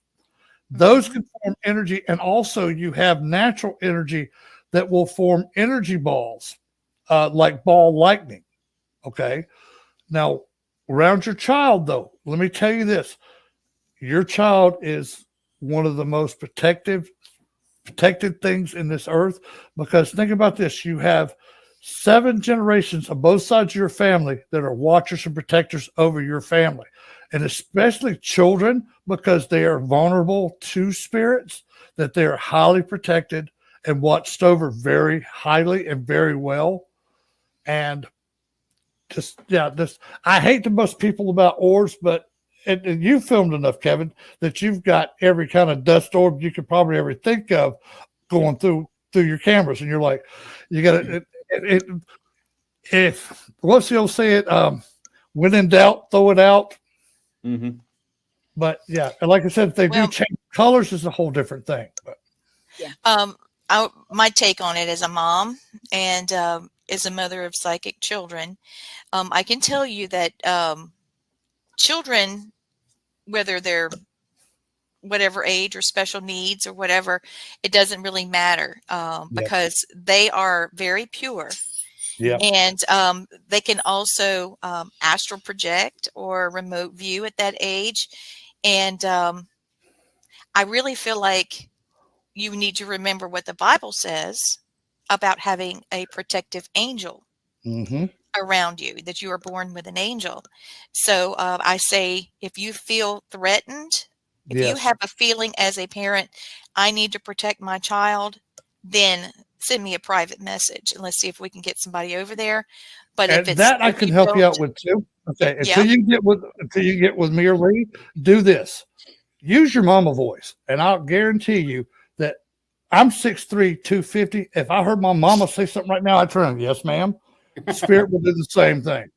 You talk to them in your mama voice. If you feel threatened by them, so look, that's enough of your crap right now. I ain't having no more of it. Do it like you would tell your child if they were being bad. Treat them like a child, because that's what they're acting like. And you'd be surprised how quick they stop being stupid. So, Elizabeth, I hope that helps you. But I do feel like if you have any videos that concern you, we are here to listen. And if you have any, if there's something that is specific. So odd, not scared. Okay. Yes. And okay, here we go. She said she just felt something odd, not scared. So she turned on the night light. And yes, it wasn't dust, no light in the room. And she did check it. And she does feel better about that. Your energy as a mom, that child is part of you. And you can just take that energy and blow it right out of you and say, you get out of this house and get away from my family. Get the broom if you have to and sweep, because the action of sweeping, pushing that energy towards the door and brushing it out. And then as you do it, open the door, sweep that thing out the door. Yeah, don't come back. Don't you ever come back around here. Shut the door and say, that's enough of you. Also, another thing you do, if you ever feel threatened too, especially in your child's room, because he has special needs, they are very well protected. Believe it or not, they're put on a special, like a watch list. Is like, no, okay, you're not going to mess with this child at all. And another thing you can do too, if the child can sleep through it, put a little music on in the room that's comfortable for the child, because music is nothing but positive energy, and negative cannot go toward that. It hates it. It repels it. It's wonderful. And if, like I said, if you have any other positive issues, energy, call me or Lee, and we'll be glad to help. This is what we do. We especially deal with people that are spirits that are messing with women and children. Me or Lee did not put up with that. I become a bear, and she becomes mama bear. Yes, I do. And I love animals and children, and I will I won't personally do it to a spirit, but I guarantee you, I got spirits that will mess up a spirit if they're acting wrong. They'll put them back where they're supposed to be. I'm going to assume, because you're from the area, Elizabeth, that you're Christian. If you're not, please PM me, because there's other things that can be done within your faith. Mhm. But there's several scriptures that I wanted to tell you about. Isaiah 54:17. And it's, I pray that you cover my children and give them the helmet of salvation to protect their minds against messages that compete for their attention, and guard their hearts, and Lord, from anger, depression, anxiety, loneliness, and anything that would make them feel unworthy of love.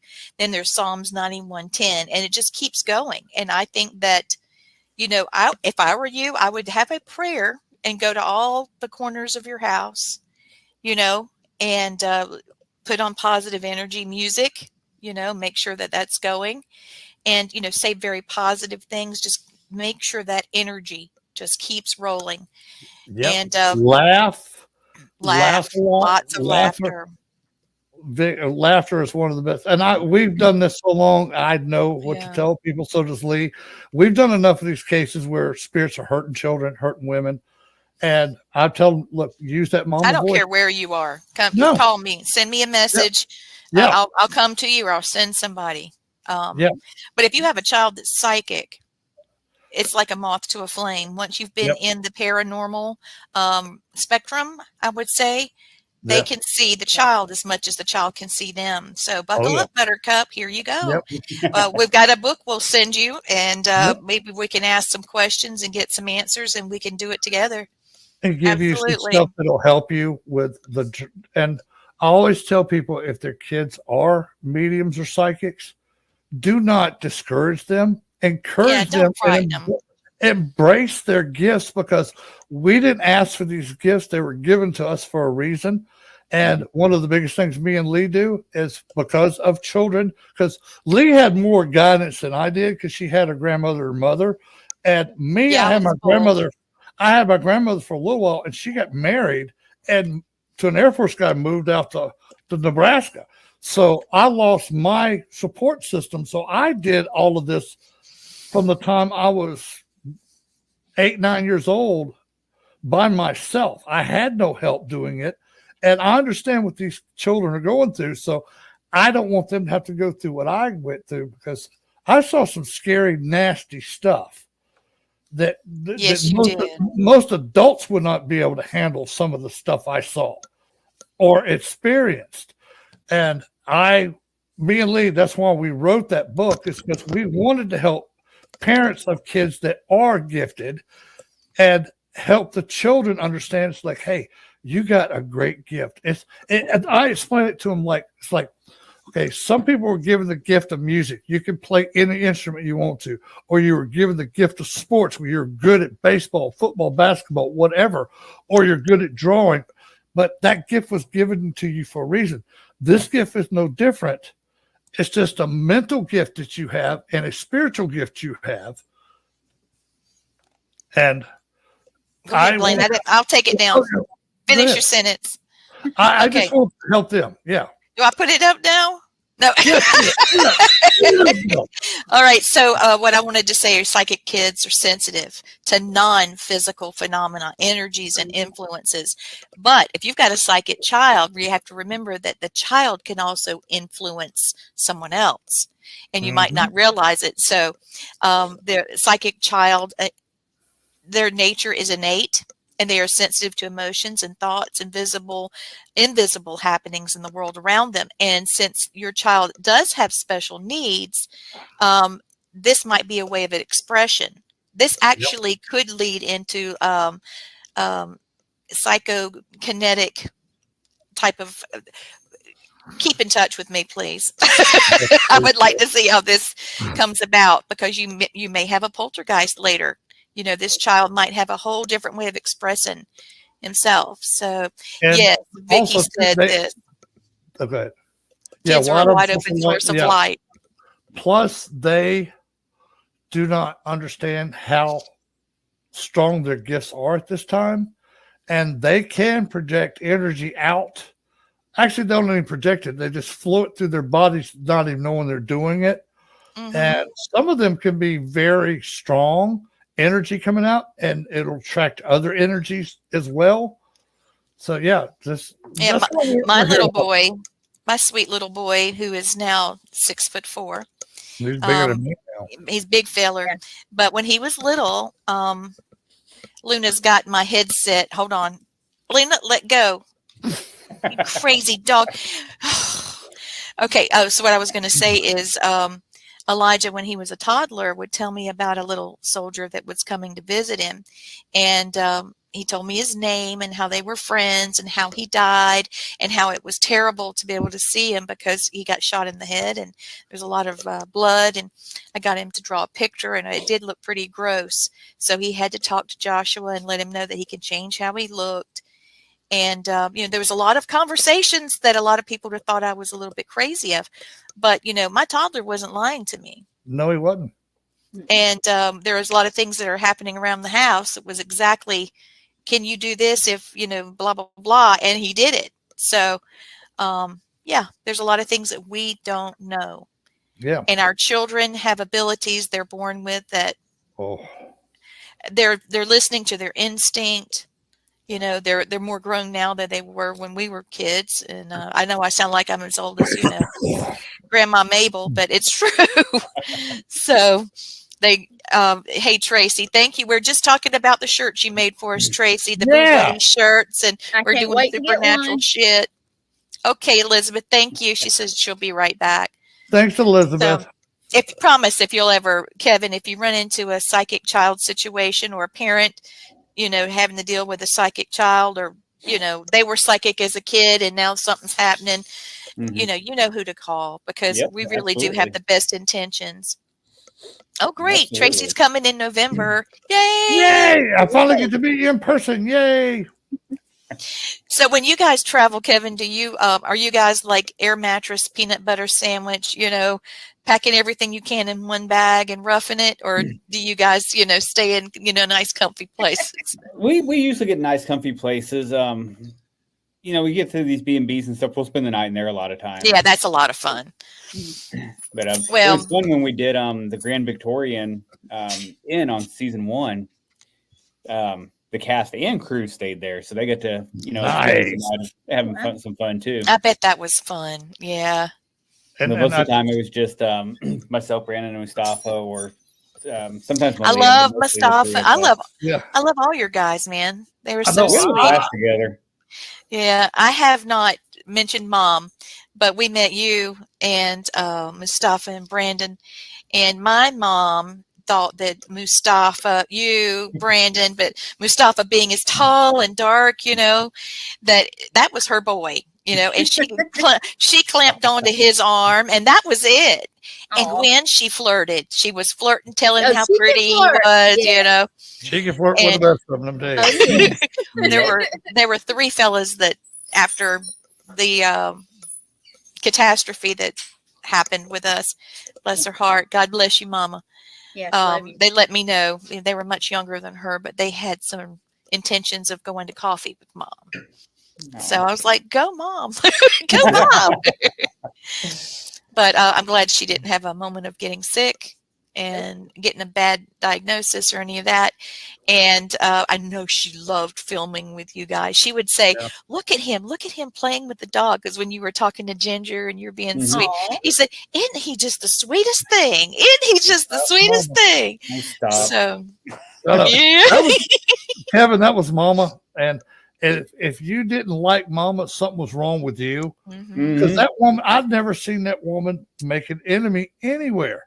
She was just, her energy was just so beautiful that you were blessed to have her around you, just to be around Yes. her energy. And I love that woman to death. I call she her my loves you. mom. I know. Yeah, she loves you, and Gwen too. She Yes. said, "You're my second." She'd say, "Come on, second daughter," and we Yes, would. and she would get mad if I didn't come straight to her when I came in the house.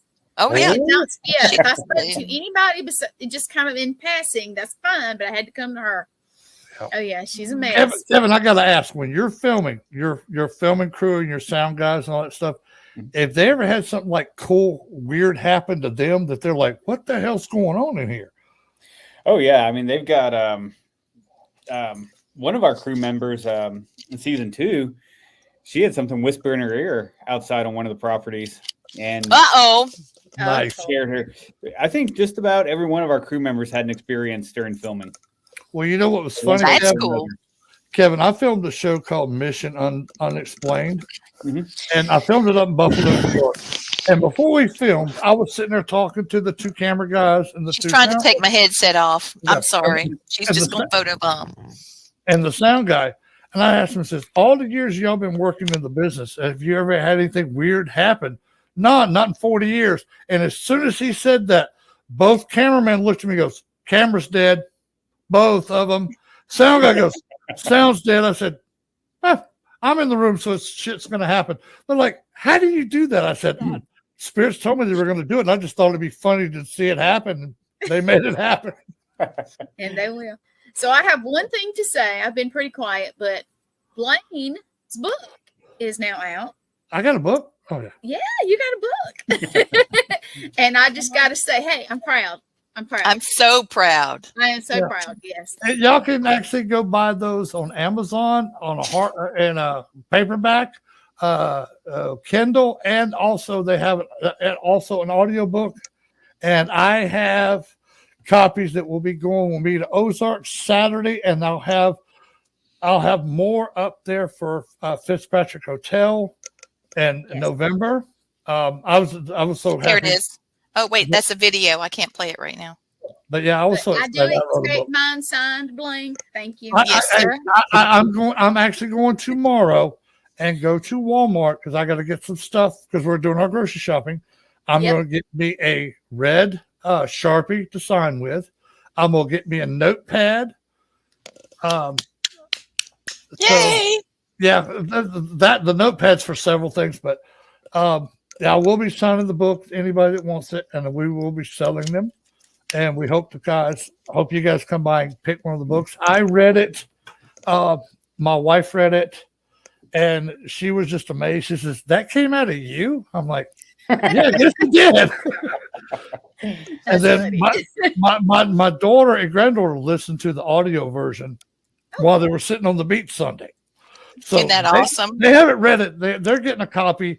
I won't be able to mail theirs out till like probably Monday because we got the con all Saturday and Sunday, and then Monday at least I get to work from home. So I'm gonna go get a few books in the mail that people have wanted, requested them. So they've already sent me money, so I guess I better send them a book, you know. That's so cool, Blaine. I love the size of it. I think that it's a great, like going to the beach book. You know, it's great for a pocket. It's called a short story by Blaine Rohan, Sacred Earth, Sacred Soul, My Indigenous Journey of Connection, Our Sacred Journey.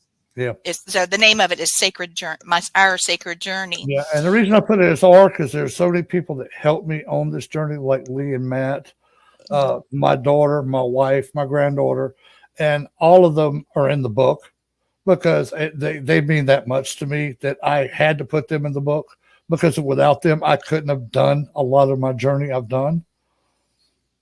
Yeah, Vicky, I got to get you a signed copy too. She's our publisher. She likes a signed copy from all her clients. So we'll get Bless you her one. heart. She has put up with me for a couple of years. Hey, and I tell you what, I tell you what, that woman, I do not want to mess with her because Amazon that did the books. Okay, they sent me one last Friday. I ordered 40 of them, and she got a message yesterday from Amazon saying that all the other 39 books were damaged. So she went to war with Amazon, and she called me back last night and goes, Blaine, you will have 40 books sitting on your doorstep Thursday. There's the book. Yeah. I walk out. Thank you. I walk outside today, and there are 39 books sitting on the front porch. So I'm hoping they send me the other 40 since they messed up. Wouldn't that be awesome? That would be really cool. Because if they reported that these were messed up and they had to reorder, then you should be able to get the second order is. Nick. Oh well. Thank you, Vicki. It's been a blessing working with you Yeah, it too. is. I need more books. I've got to order again. And I thought it was funny too. It's like they said they were damaged. I opened the box up. Their things were pristine. There was like not even a mark in the he made a box. video of it, and I'm like, that doesn't look messed up at all. What are they talking I was about? like, what are they talking about? I was looking for like water damage, or like they just gave me blank pages or something. Everything was in there. The only marking that was on the box is when the guy at Amazon, checked it off that he had sent it or put his little initials on it, wherever they do with it. That was it. I mean, they were packed in there, sitting there nice and pretty and pristine. I'm like, hey, works for me. Definitely. We are coming up on being into the show, and I absolutely hate it, man. You got to come back, Kevin. Dude, definitely got to come back. Come back, Kevin, please. Yeah, Kevin, I since will for sure. we own this network, we can have you on anytime you want to come back. Okay, so Vicki says, I'll again in the morning call and see if they are still sending the others. So Vicki's got your back. And I she told does. Vicki, I said, Vicki, don't remind me never to piss you off, because you're a mean little British woman. I don't want to. She's British. I Oh, love to hear her talk. She is a So I sweetheart. have a question for Kevin, real quick. Yes. Now, Kevin, I don't know because I didn't catch. Do you see spirits? Do you feel them or anything like that? Not normally. I'm every now and then I can walk into a room and feel like the heaviness of it, and stuff like that. I can feel like cold chills and stuff, but as of like seeing things, not really. I think my third eye needs some work. Well, I these can two help you with understand what I'm saying. I worked for years, and of course, I couldn't really tell anybody that I could see and all this and hear. And I would go into, I was a medic, and I would go in and see the person and also see the spirit. And it was, when people tell me, oh, I have two, and it's cool. So, but if you even felt anything, that's great. Because I can definitely tell you have the thing around you. Well, Kevin, I can tell you. And plus, you have that cop intuition. Believe it or not, that is a gift. Because your body and energy, you reflect toward that. You knew if you were about to go into a bad situation. Your body told you. And also, while I was on the sheriff's department and also working for the PI, I was also a assistant coroner. Oh, my Lord! I did that for a couple of years as well. Well, Kevin, one of the things I will do for you is, I ever meet you in person, I will do you a free attunement, and I will open your third eye for you. It needs. I'll help. It closes off a lot. It seems like I just need to go get a whole realignment right now. We can do that. We can do that, and we can do it distantly. But I like doing it in person because you get to feel the energy more. We're gonna line the whole thing. Oh yeah. You're gonna be the one. Oh Lord, what they do to me? We're gonna line it all. It's gonna be up and down. It's gonna be perfect. And that's gonna be fun. What career you've chosen now? You need that insight. What you're doing, it'll make your investigations a lot better because you're walking the place. And like, I can already tell you this: you are an empath. But I know it. You don't know how to use it yet. And I'll tell you how I know you are. You walk into a room, whether it's a live person or a spirit, you pick up energies in there. Like if you were going, especially as a cop, you walked into a room and you knew that the couple had just been fighting in there, and they're all smiling when they see you, but you can still pick up that energy of the room. And I'll just look at them like, y'all were fighting about this. And they'll look at me like I stole something. It's like, how do you know that? I'm like, the energy is so thick in here, you could cut it with a knife. And your energy is telling me, I could tell you your whole argument you had. And they're like, oh, shit. You can do the same thing. You just haven't realized you can do it yet. I promise you. Yeah, it's coming. My mom, when she saw you, she said, I wonder if he knows. Yeah. And she was like, I don't think so, but she would watch you. Oh, she was taking it all in. I wonder if he knows. So sweet. Yeah. Oh yeah. She's a sweetheart. Yes. I know where she is. I will see her again. Oh, yeah. Okay, so I do have a Native American blessing while I'm getting it together. Kevin, do you want to tell people how to get in touch with you or where to go to look for something that you're doing? You know, what are your last thoughts? Yeah, I mean, if you want to keep up with us and the show and stuff, you can follow Haunted Discoveries on Facebook, on X, on Instagram. We're always posting updates and stuff like that, and when stuff's coming out, when it'll be aired. You can follow me personally on Instagram, Facebook. I'm on both. I think Instagram is Para Horror Nerd. Nice. KO. I like it. And then Facebook, I think, is just my name. That's so cool. Well, you've blessed us being here for sure. Yes, you have, brother. It's been fun. That 2 hours flew by. Dude, it always it does. And we're so cool, dude, to come on here with us and talk And about just be you Just know. be yourself. And now you got to learn a couple of new things that you could try out when you go film. And You know, we crazy. crazy. And we bring the crazy. Well, I'm a paranormal freak, and I love being a freak. So I do too. Takes Blaine a gave me certain a kind of big person shirt. to do what we do. Yes, it does. Blaine gave me a shirt that says nerd in glowing letters across my shirt. And I'm like, you know me the best.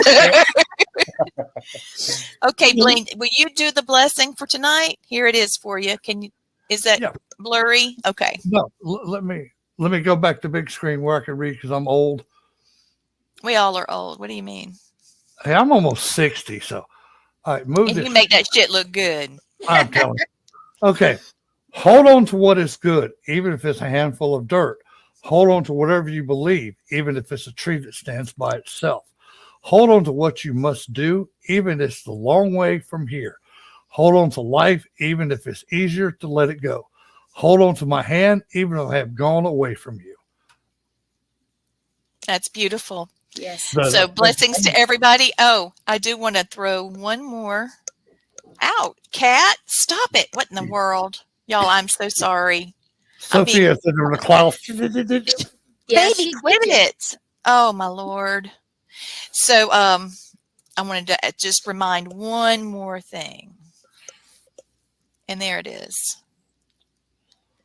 That God gives us blessings in order to bless others. Yes, it is. So remember to keep the positivity and keep the love. And remember that Family Spirit International loves you. Thank you for watching.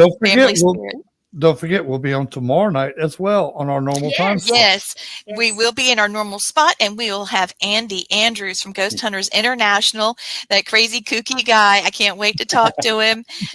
He's very analytical and very precise, but he's a lot of fun too. We're going to have a great night.